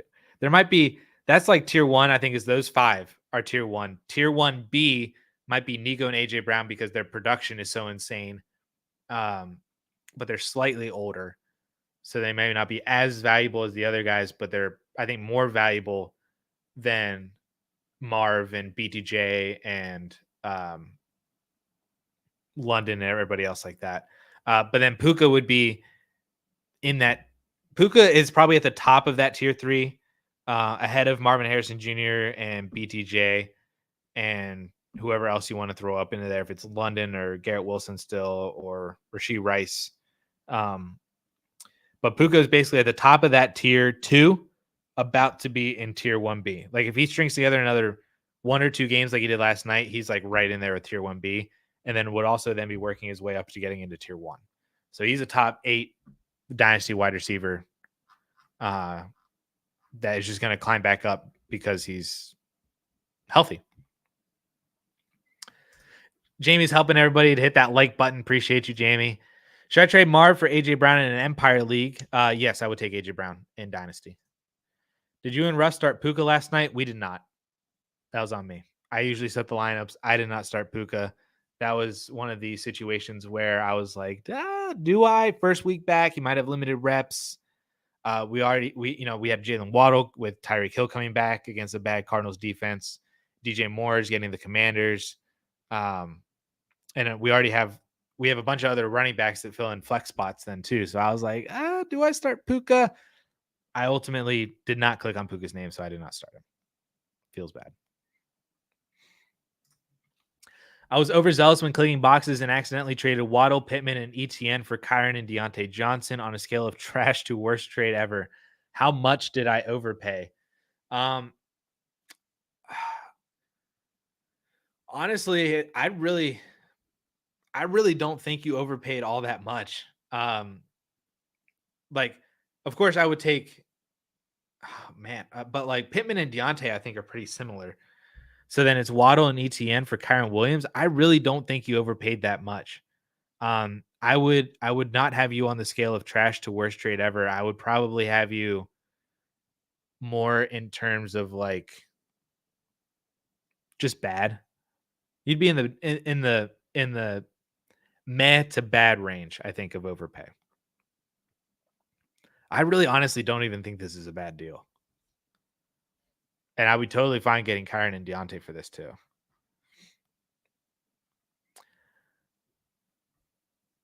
A trade has been completed. Your first reaction is jealousy, fear, or excitement. Um, the answer might depend on which league it's in. Because sometimes there's some leagues where you're like, "Ooh, a trade actually went through. Deals are getting done." There might be other ones where maybe you've been talking to somebody else, and then you see like, "Oh, maybe if you're competing, one of my contenders maybe just got better." That might be fear. Um, Usually, I don't think it's jealousy is not a fear. Jealousy is not a feeling that I get when I see a trade has been completed. I don't get jealous until after I've seen the trade, not from the hey, you got a notification that a trade happened in your league. I think it would go. I think excitement is number one. A trade has been completed. I get that notification. I'm like, ooh, what got completed? Let's see. Let's see what happened. Good question, man. That's a fun one. I like that one. Thoughts on Tua's value? I think it's probably going to go up after this weekend. If you're talking from like a dynasty super flex, I think he's worth a first. I don't think I would pay more than a first though. But he has the opportunity to come in and establish himself as a very solid QB2 for dynasty. There's always going to be the injury concern for sure, but if the production is still going to be there, especially with a lot of the other younger quarterbacks that aren't producing or older guys that are 10 years older than him or more, like Stafford. Cousins is kind of producing and kind of not. Um, like him and Dak and Baker and Goff, I think are like Purdy is probably in there too. Like that's like a very solid like QB 12 to 16 core, I think. That Tua can just put himself right back into. Gino maybe being there now too. So I think he's a first. I don't think I would pay more than a first though. In Superflex. To add to my last chat, I have Smitty, another guy, Zay. I know you hate 1-for-1 trades, but we both have the opposite quarterback, so it would stack us both with Lamar and him with Jalen Turds. Now, I would need something on top of Zay to move Devonta Smith, even with the stack. Stack to me, that's not a reason to go out and acquire someone. It's a tiebreaker, but I don't think Smith versus Zay is a tiebreaker choice for me. I think I would need something on top of Zay. As part of a rebuild, who would you trade away out of Josh Allen, Hurts, and Caleb? I think I would trade away Hurts. There could be an argument that Josh Allen is the guy to trade away, being the fact that he is the most valuable, so you'd get the most back for him. But of those three guys, I think Jalen Hurts would be the one that I would try to move the most because he's the most medium of the price points here. So you'd get more than he would for Caleb, but less than he would for Josh Allen. He's the most medium that I suspect. Dwight Schrute. But also the guy that I think has is the one sitting on the precipice of public opinion of him, of dynasty consensus opinion of him, where like he did not have a good end of year last year. He's been kind of streaky this year, or maybe been up and down. So like he's really dependent on other people's feelings on him for how they value him. If they value him closer to being elite or value him closer to being bottom of the top 10. So I think Jalen Hurts would be the one that I'd move over the three. Send a second for Ramondre. If you're competing and you have a second and you need an extra running back, I'm fine with sending a second for Ramondre. I think that works on both sides. But yeah, if you're competing, one extra something, I'm fine with that. Appreciate the detail behind your answer. I have Amon-Ra as my QB3. Would you entertain dealing him for Knicks Plus? Would you wait until he has a great game and then sell him for something better? I would love to play the wait until he has a great game thing, but I feel like people would be onto that. That's my only hesitation with that. It's like they saw he had so many bad games, and his schedule for the remainder of the year is so bad too. Like that boom game might not come. He might have like good games, like solid 20-point games. He rushes for a touchdown, throws another touchdown, 20 fantasy points. But the boom game might never be there for the remainder of the year because of how hard his schedule is, and that just the fact that he's not really that good of a quarterback. And also, I just feel like when that boom game happens, I feel like people will be like, I know what you're trying to do. I know you're trying to sell him high off of this game, and I'm not buying it. So depending on what the plus is for Bo Nix, I would probably do it. If it was Nix in a second, I'd probably just take Bo Nix. If it was Nix in a first, I'd smash that easily. But it's probably more like Nix in a second. I'd probably just take Bo Nix. I think if I were using Anthony Richardson, though, I'd probably see if I can move over to Baker or Dak, or what do I got to add to him to get to Kyler or Burrow, somebody like that. That's probably more of what I'd be trying to do with Anthony Richardson. But yeah, I'm fine with going down from him too to Nix plus. What is the value gap between Caleb and Lamar? Probably a first. Honestly, if it were me and I was selling Lamar, I'd probably want more than a first to drop down to Caleb, but I would probably venture to guess that it's around a first. If it's a first and second, a first and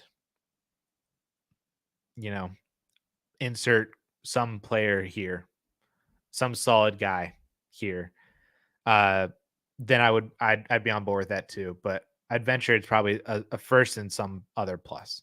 If I was selling Lamar for Caleb, I would definitely want more than a first. Last flex because I didn't start Puka, Najee. I think it's all right that you didn't start Puka. I mean, obviously, production wise, they're telling you it's not okay, but like I think the process was okay. I will go. I about said I would go Hunter Henry. Do I go Hunter Henry? Najee is flex 41. Hunter Henry is flex 110. Yikes. I'm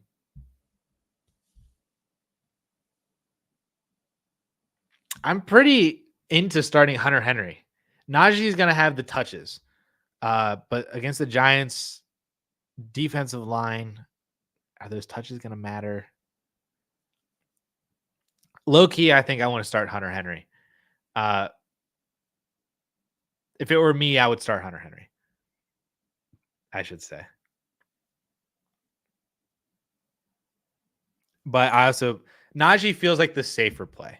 I will say that. Najee feels like if you are competing, not competing, if you are projected to win this week by 15 to 20 points, I'd probably just play Najee.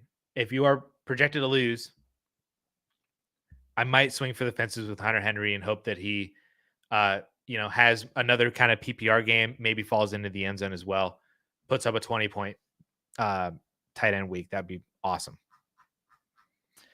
There's a lot of more questions. I got to go through these a lot faster. And before we do that, we got to drink some water.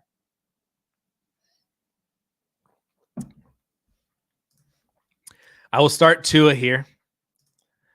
I will go J.K. Dobbins here.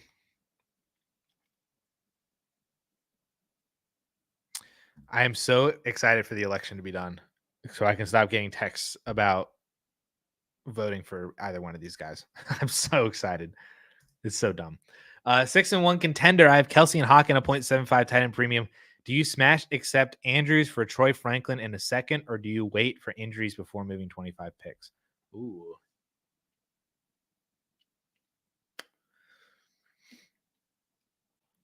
Could you...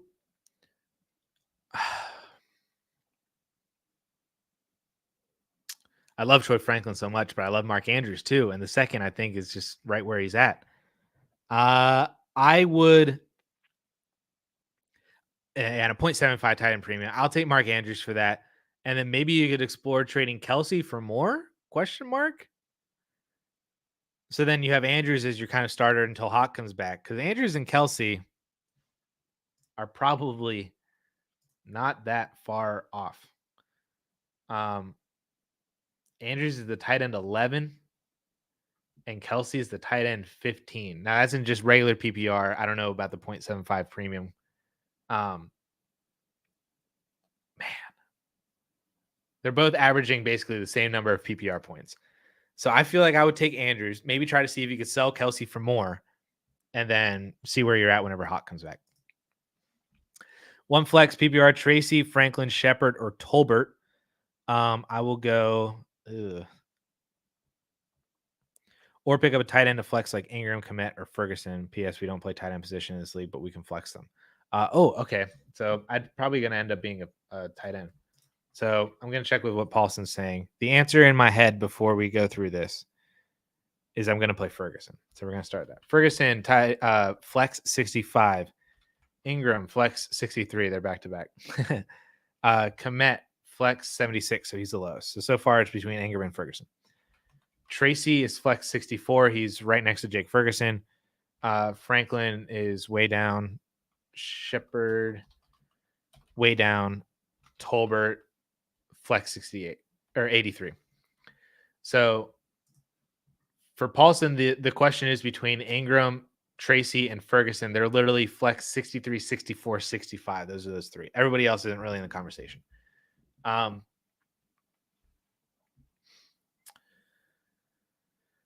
would play Jake Ferguson.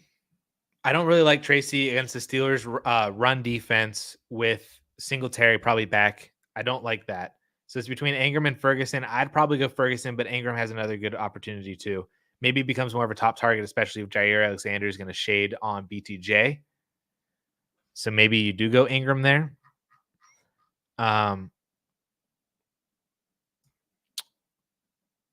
If it were me, I'd probably play Ferguson, but I like Ingram too. It's between one of those two. Paulson says Ingram. I think both are good starts. Maybe there's some tiebreaker decision here that like your opponent has Jordan Love, not Jordan Love. Your opponent has Dak Prescott or something like that. I said Jordan Love because Ingram plays the Packers, so I was thinking about the Packers. And then maybe you could counter his points if he has Dak Prescott with Ferguson. I don't know. You could do some weird thing like that. Maybe as a tiebreaker. I'm cool with Ingram. Also cool with Ferguson. Made 3 contending moves. 1 Ayuk for Cup. I'll take Cup as a contender. Smith for Saquon. Wow. Give me Saquon. Cook and Bigsby for Odunze. Odunze and 27 first for Higgins and Hopkins. You started out so high. And then I'd rather just have Cook and Bigsby. I like having Higgins, but I don't really want Hopkins. I think you kind of got trapped by that one. And so I like the other ones. Devonta Smith for Saquon Barkley, I think is fantastic. And then Ayuk for Cup, I think works too. I don't like the other ones. I don't like the other two. Overall, net positive though. I sent Richardson and Downs for May in 3 seconds. Boom. This is how you move off of Anthony Richardson. I love this so much. Sent one of those being a late 26 for Douglas. Yeah, I mean, this is a perfect way to move off of Anthony Richardson, I think, is you go get Drake May. You get some extra second-round picks by adding in Josh Downs. Boom, ba. Goodbye, Anthony Richardson. Redraft PPR. Who should I send away to get a better running back in moves? ? Could you sell high on Hopkins for a better running back? Or Amari. You have both guys. If you could use the recent trades of Amari or Hopkins to get a better running back, I would do that in a heartbeat. If you can go and get I don't even know who to get. Right next to Hopkins is Chuba. That would be fun. If you can get Chuba for Hopkins. Right next to Amari is Brian Robinson and J.K. Dobbins. If you can do that, I would do that too. Love to do that. And then maybe you could trade like McConkey and Olave and then move up at wide receiver and then get another better wide receiver then too. Those are probably what I would try to do. 12-team Superflex, send Tua, Ayuk, Cooper, Monty 2 seconds. Holy crap. Get Justin Jefferson. Easy. All of that for Justin Jefferson. Lineup after be Hurts. You have Caleb. Okay. Yeah, you know what? Just give me Justin Jefferson. I was like debating. I was like, is all this stuff worth holding on to? Nah, it's just go get Justin Jefferson, dude. He is so freaking good. Give me JJ, especially because you don't really need to. Give me Justin Jefferson. Diggs plus Graft equals Ayuk plus. I don't know what other players would fit into there, but like a second ish, something in there.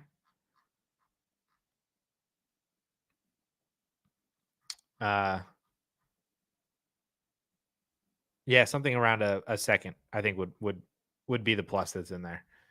Player wise, I could list a million different players, but I don't know. They probably could all be not on that other dude's team or on your team. 12 team Superflex for Dan, start 9, 1.5 tight end premium, but no tight end starting requirement.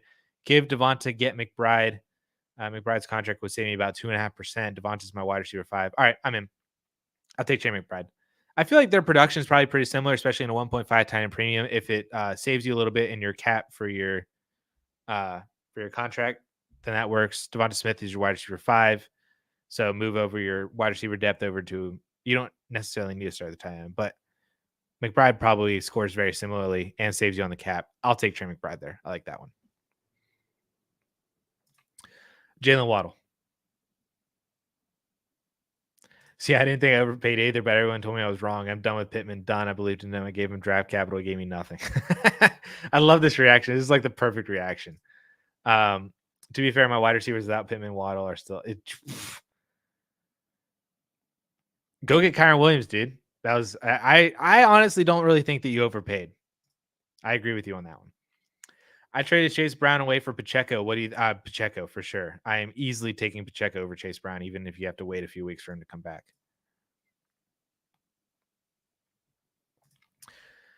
Landers made a trade 3 weeks ago, gave up ETN and a first and second for CJ Stroud. This was a Superflex league, right? Oh, you didn't say, you just said it was full PPR. If this is a Superflex league, this is phenomenal. In one quarterback, I'm okay with it, but I think you gave up a little bit too much if this was one quarterback. But in Superflex, this is phenomenal. I gotta go faster.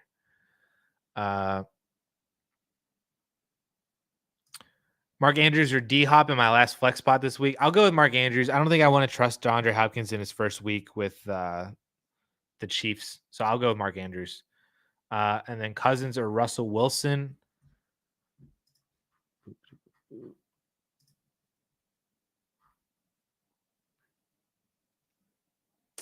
Yeah. Paulson agrees. Cousins against Tampa Bay. I don't know if that game's going to be as much of a shootout as it was last time because Tampa Bay did not. They lost a lot of good players, obviously. But that was the team that Cousins threw like 500 yards on. So, and their defense is bad. So yeah, I'll start Kirk Cousins this week. My pursuit of neighbors got a little out of hand. I gave up Olave Wilson in a late first. Wow. But now I mean, that's a lot on paper, but it might not be a lot at the end of the day. It's probably a lot right now, but you still got Malik Neighbors, man. You still got Malik Neighbors, which is never a loss. Would you be okay with trading away Worthy, ETN, and a 26 first or Amon-Ra? Absolutely, especially in a one quarterback league that devalues that first even more. Give me Amon-Ra St. Brown over these other meh pieces. With Daniels being hurt, am I starting May or Mariota? Wow, great question.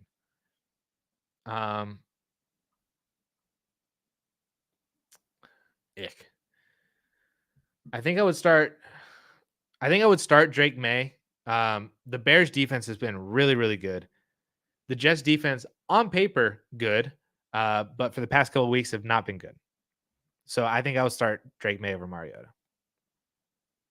Hit that like button, y'all. Appreciate you.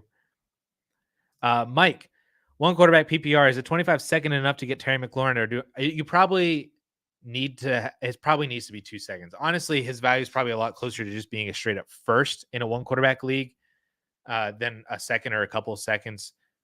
If you want to try sending a second for Terry McLaurin, then by all means, I mean, I would smash McLaurin on that one. But I would also take McLaurin over 2 seconds, and I think it probably would take at least a minimum of 2 seconds to get done.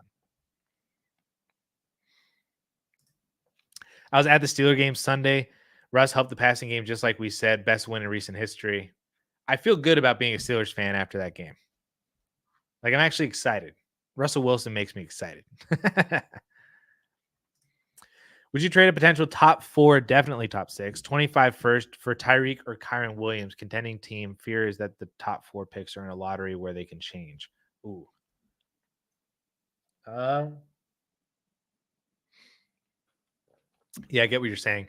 I mean, 2 of my leagues do a lotto system for the non-playoff teams. So I understand that of like, hey, this team's out of the playoffs. It could be the 105, but it also could be the 101 or 102. I get that.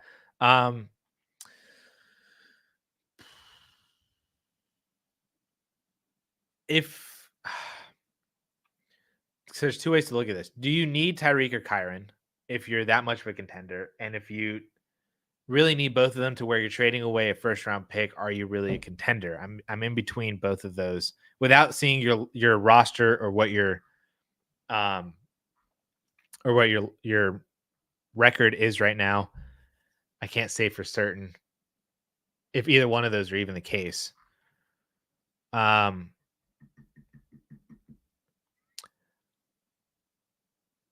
would do it for Kyron. I don't know if I would do it for Tyreek, but I would do it for Kyron Williams, I think. Yeah. That'll be my vacuum answer. I don't think I would do it for Tyreek just given his age and the Tua risk, but I would do it for Kyron Williams. Start 2 between Bo Nix, Tua, and Justin Herbert. Tua and probably Bo Nix. Where is Herbert? Yeah, Herbert gets a good Saints pass defense, and they're just going to run all over him. Yeah, give me Tua and Bo Nix on this one. How do you feel about league mates who are better at Dynasty than you win trades? I wouldn't think to send and lose all picks in season just to get them all back plus 1, 2 first extra. You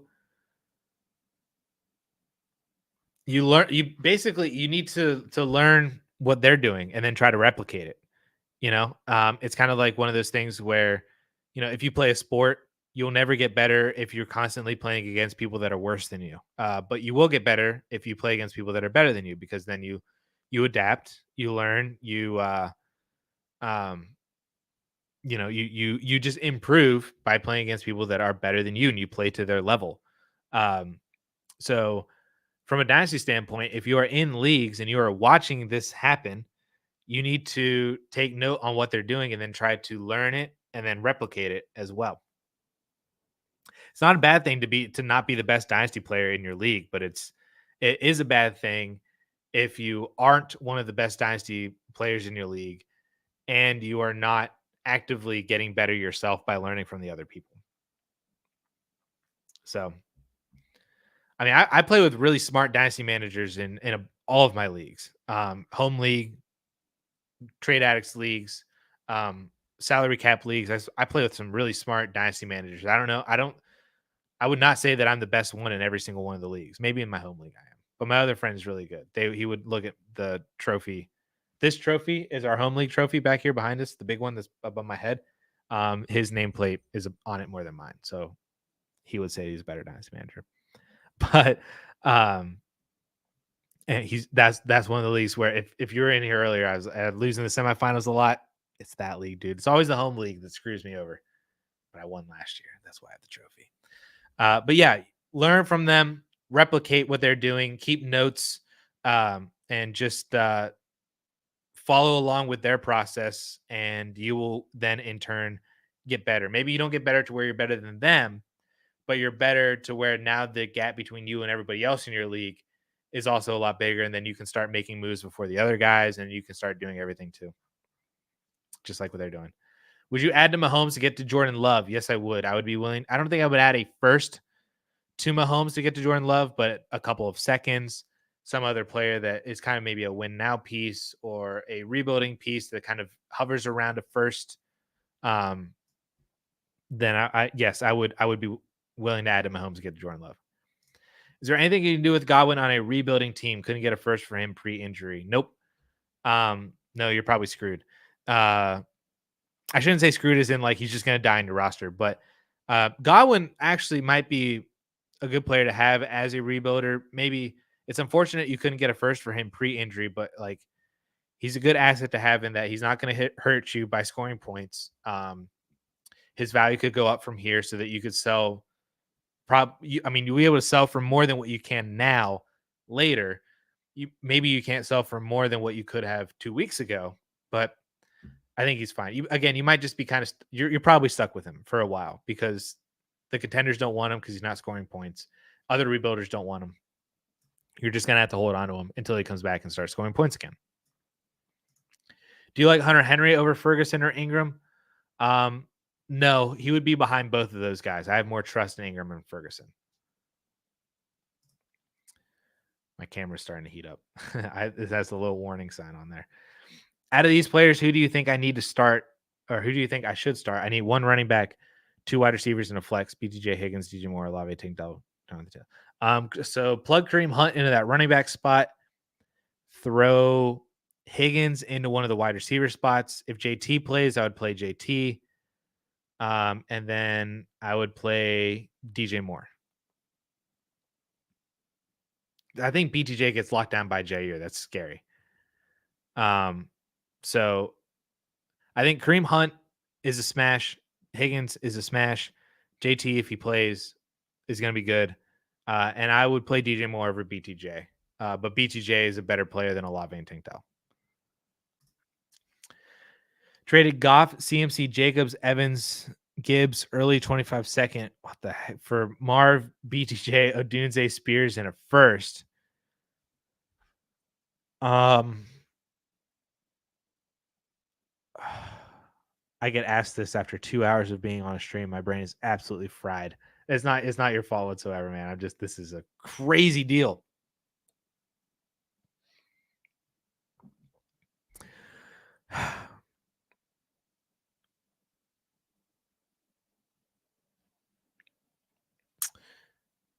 I'm wondering if you got enough.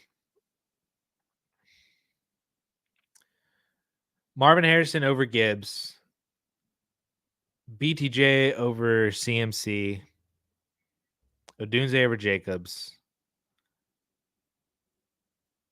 Spears in the second. So then that leaves us with Goff and Evans for an early to mid first. Yeah, I feel like you didn't get enough. Maybe you did when you consider the Marv over Gibbs and BTJ over CMC and the extra value from on there.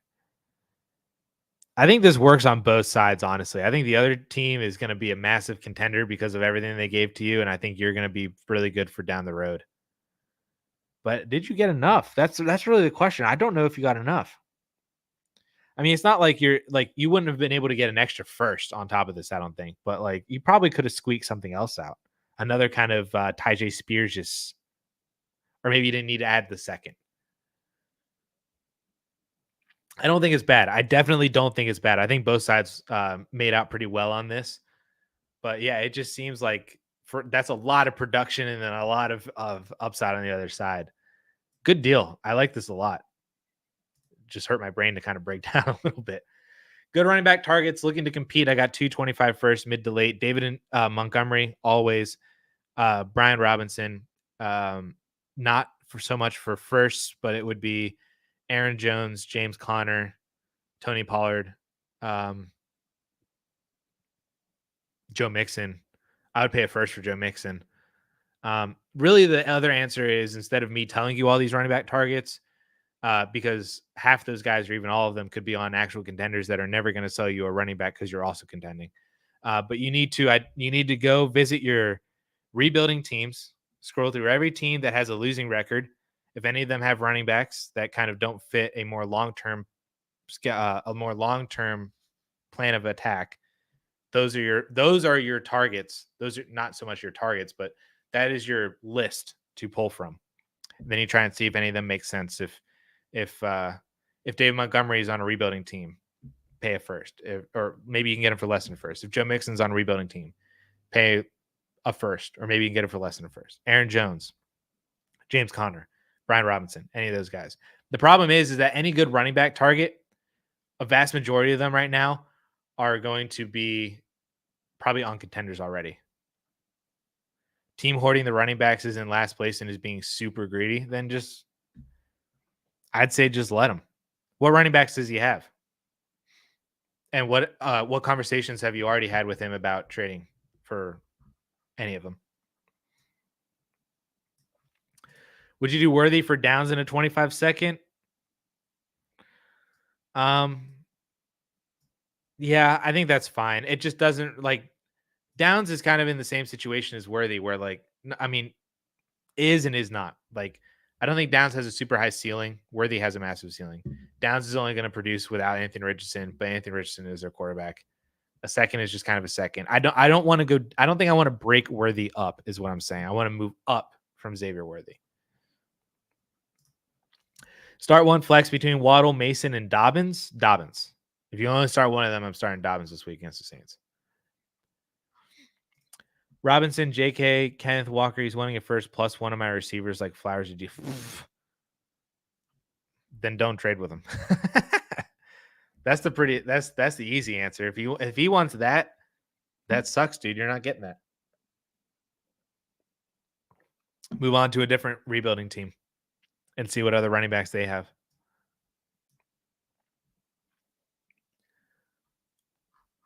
I'd pay a first plus something for Kenneth Walker, but the plus is not Flowers or DJ Moore. Is McCaffrey going to be relevant again this year? I hope so.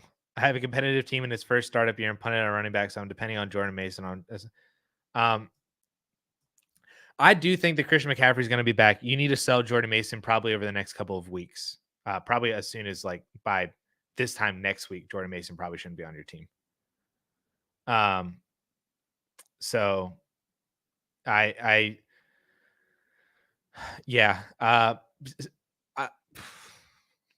to figure out what I should say. I do think Christian McCaffrey is going to be back. I think that he's going to be back right after their bye week. So that's like I forget if it's week 10 or 11 is when he's going to be back. Because it's either week 9 or 10 is their bye. So it's either week 10 or 11 he's going to be back. And so Jordan Mason is just going to plummet down into nothing as your RB1. So maybe you could use his time, even if you've got to take a hit in terms of value or take a hit in terms of production, but you get somebody that's a more long-term starter, that might be better. Like move Jordan Mason over to an Aaron Jones, or to go up to get Brian Robinson, go up to get David Montgomery, go up to get Joe Mixon. People might be willing to do that because at least you're giving them a player that is also producing right now rather than just random picks. So I'd see what you can do over the next week or two. Who do I send for Waddle? This is that rebuild, not the rebuilding, redraft team. Hopkins and Singletary, Pittman and Singletary, McConkey and Singletary, Olave straight up, Amari straight up. Maybe not Amari straight up. I'd love to do it with any of the Olave, Hopkins, Singletary, Pittman, McConkey. Any of those kind of wide receivers. And if you got to use Singletary, I wouldn't use Singletary with Olave, but Hopkins and the Singletary, Pittman and Singletary, McConkey and Singletary. Go get Waddle. Especially go get Waddle before Sunday. Start two of these players for tracks: Marv, B-Rob, McMillan, Franklin, Bucky, Andrews. I will start B-Rob and Bucky. B-Rob and Bucky. Dobbins or Connor in Dynasty, which to keep if either. I take Dobbins over Connor. That's strictly an age thing. So Dobbins. Would it be stupid to move off of Anthony Richardson for 2/3? This is that one quarterback league. Honestly, no, I don't think so. I don't know if you're going to get a second for him ever again. Free up a roster spot and get some extra third-round picks. I'm fine with that, honestly. Just get them off. I was offered Laporta, Slayton in a 5th for Kmet, Wicks in a 3rd. I'll take Laporta on that one. I think it's a really good buy low for Sam Laporta. Wandale or JSN? I'll take Wandale this week. Yeah. Give me Laporta on that one. I took a calculated L in sending Purdy, Cook in a second for May and Evans, then immediately flipped Evans in a third for Cup in 2 seconds. Wow. So Purdy, Cook in a second for May, Cup in 2 seconds. I'll take it, man. I'll take it. Give me the May side on that one. I'm in a half-point PPR league with 1 point tight end per reception premium. Kind of hate it. People are going all in on tight ends. Is it okay to nerf the bonus a bit? Johnny Smith is starting over T. So it's a half PPR league, and then tight ends get a full PPR. So it's just a 0.5 premium. Is that all it is?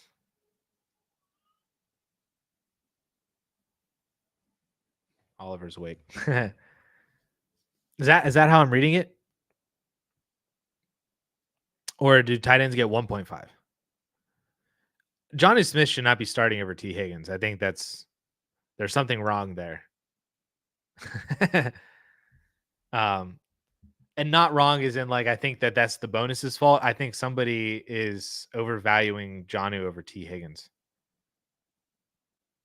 And should not be the case if this, and either question of what I asked, if this is a half PPR with 1 PPR for tight ends or half PPR with 1.5 PPR for tight ends, Johnny Smith should not be starting over T. I'm contending 7-0. Hurts, Daniels, Chase, AJ Brown, Kenneth Walker. I'm a Godwin and Rice owner, so I've been dying out here. Yeah, I know. I like it. Getting Cooper Kupp. I like that a lot. McMillan or Demario Douglas for my flex? I'll go with McMillan on that one. Is Douglas? He is playing, right?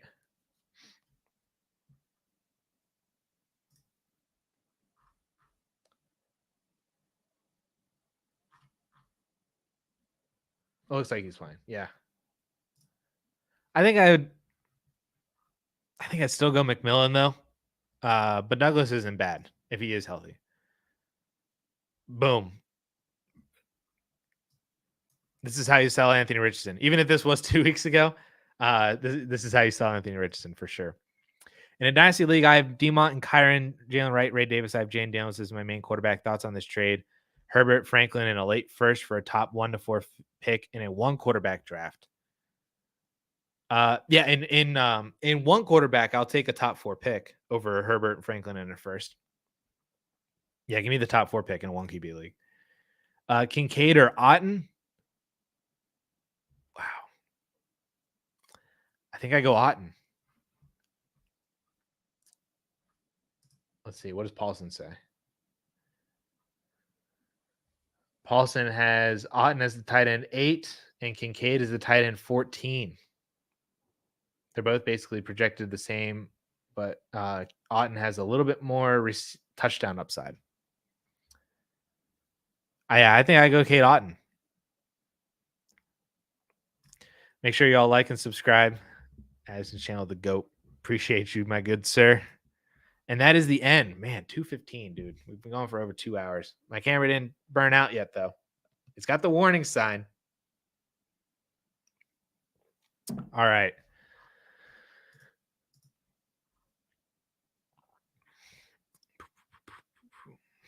Metcalf probably not playing. I doubt it. I strongly doubt that DK Metcalf would be playing.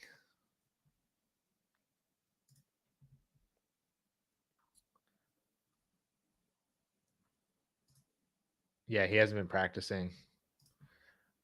I strongly doubt that DK Metcalf is playing this week.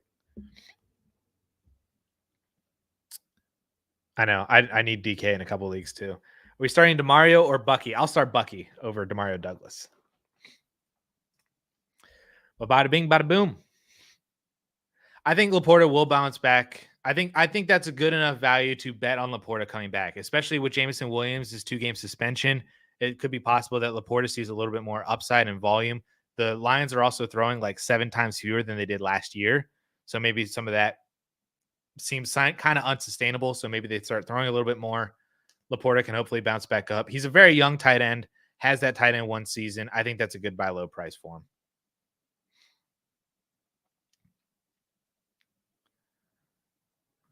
Love or Hurts, Ferguson or Otten. I will go with Kate Otten and Love or Hurts. I think I want Hurts.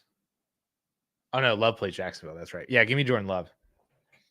Love and Otten. Appreciate your input a lot. Good luck this weekend. Don't think you and Rush are playing me this week. Hey, we crapped the bed hard last week. I think we scored like 100 points, if that. It was bad. Like all of our players scored like 3 points. It was rough. You going McMillan over Pearsall or Jennings? No, I'd go with I doubt Jennings plays. If he did, I would play him over McMillan. And because Jennings isn't playing, I would play Pearsall over McMillan. So I would go Pearsall. I'll play Ferguson over Andrews, and I'll play Rose.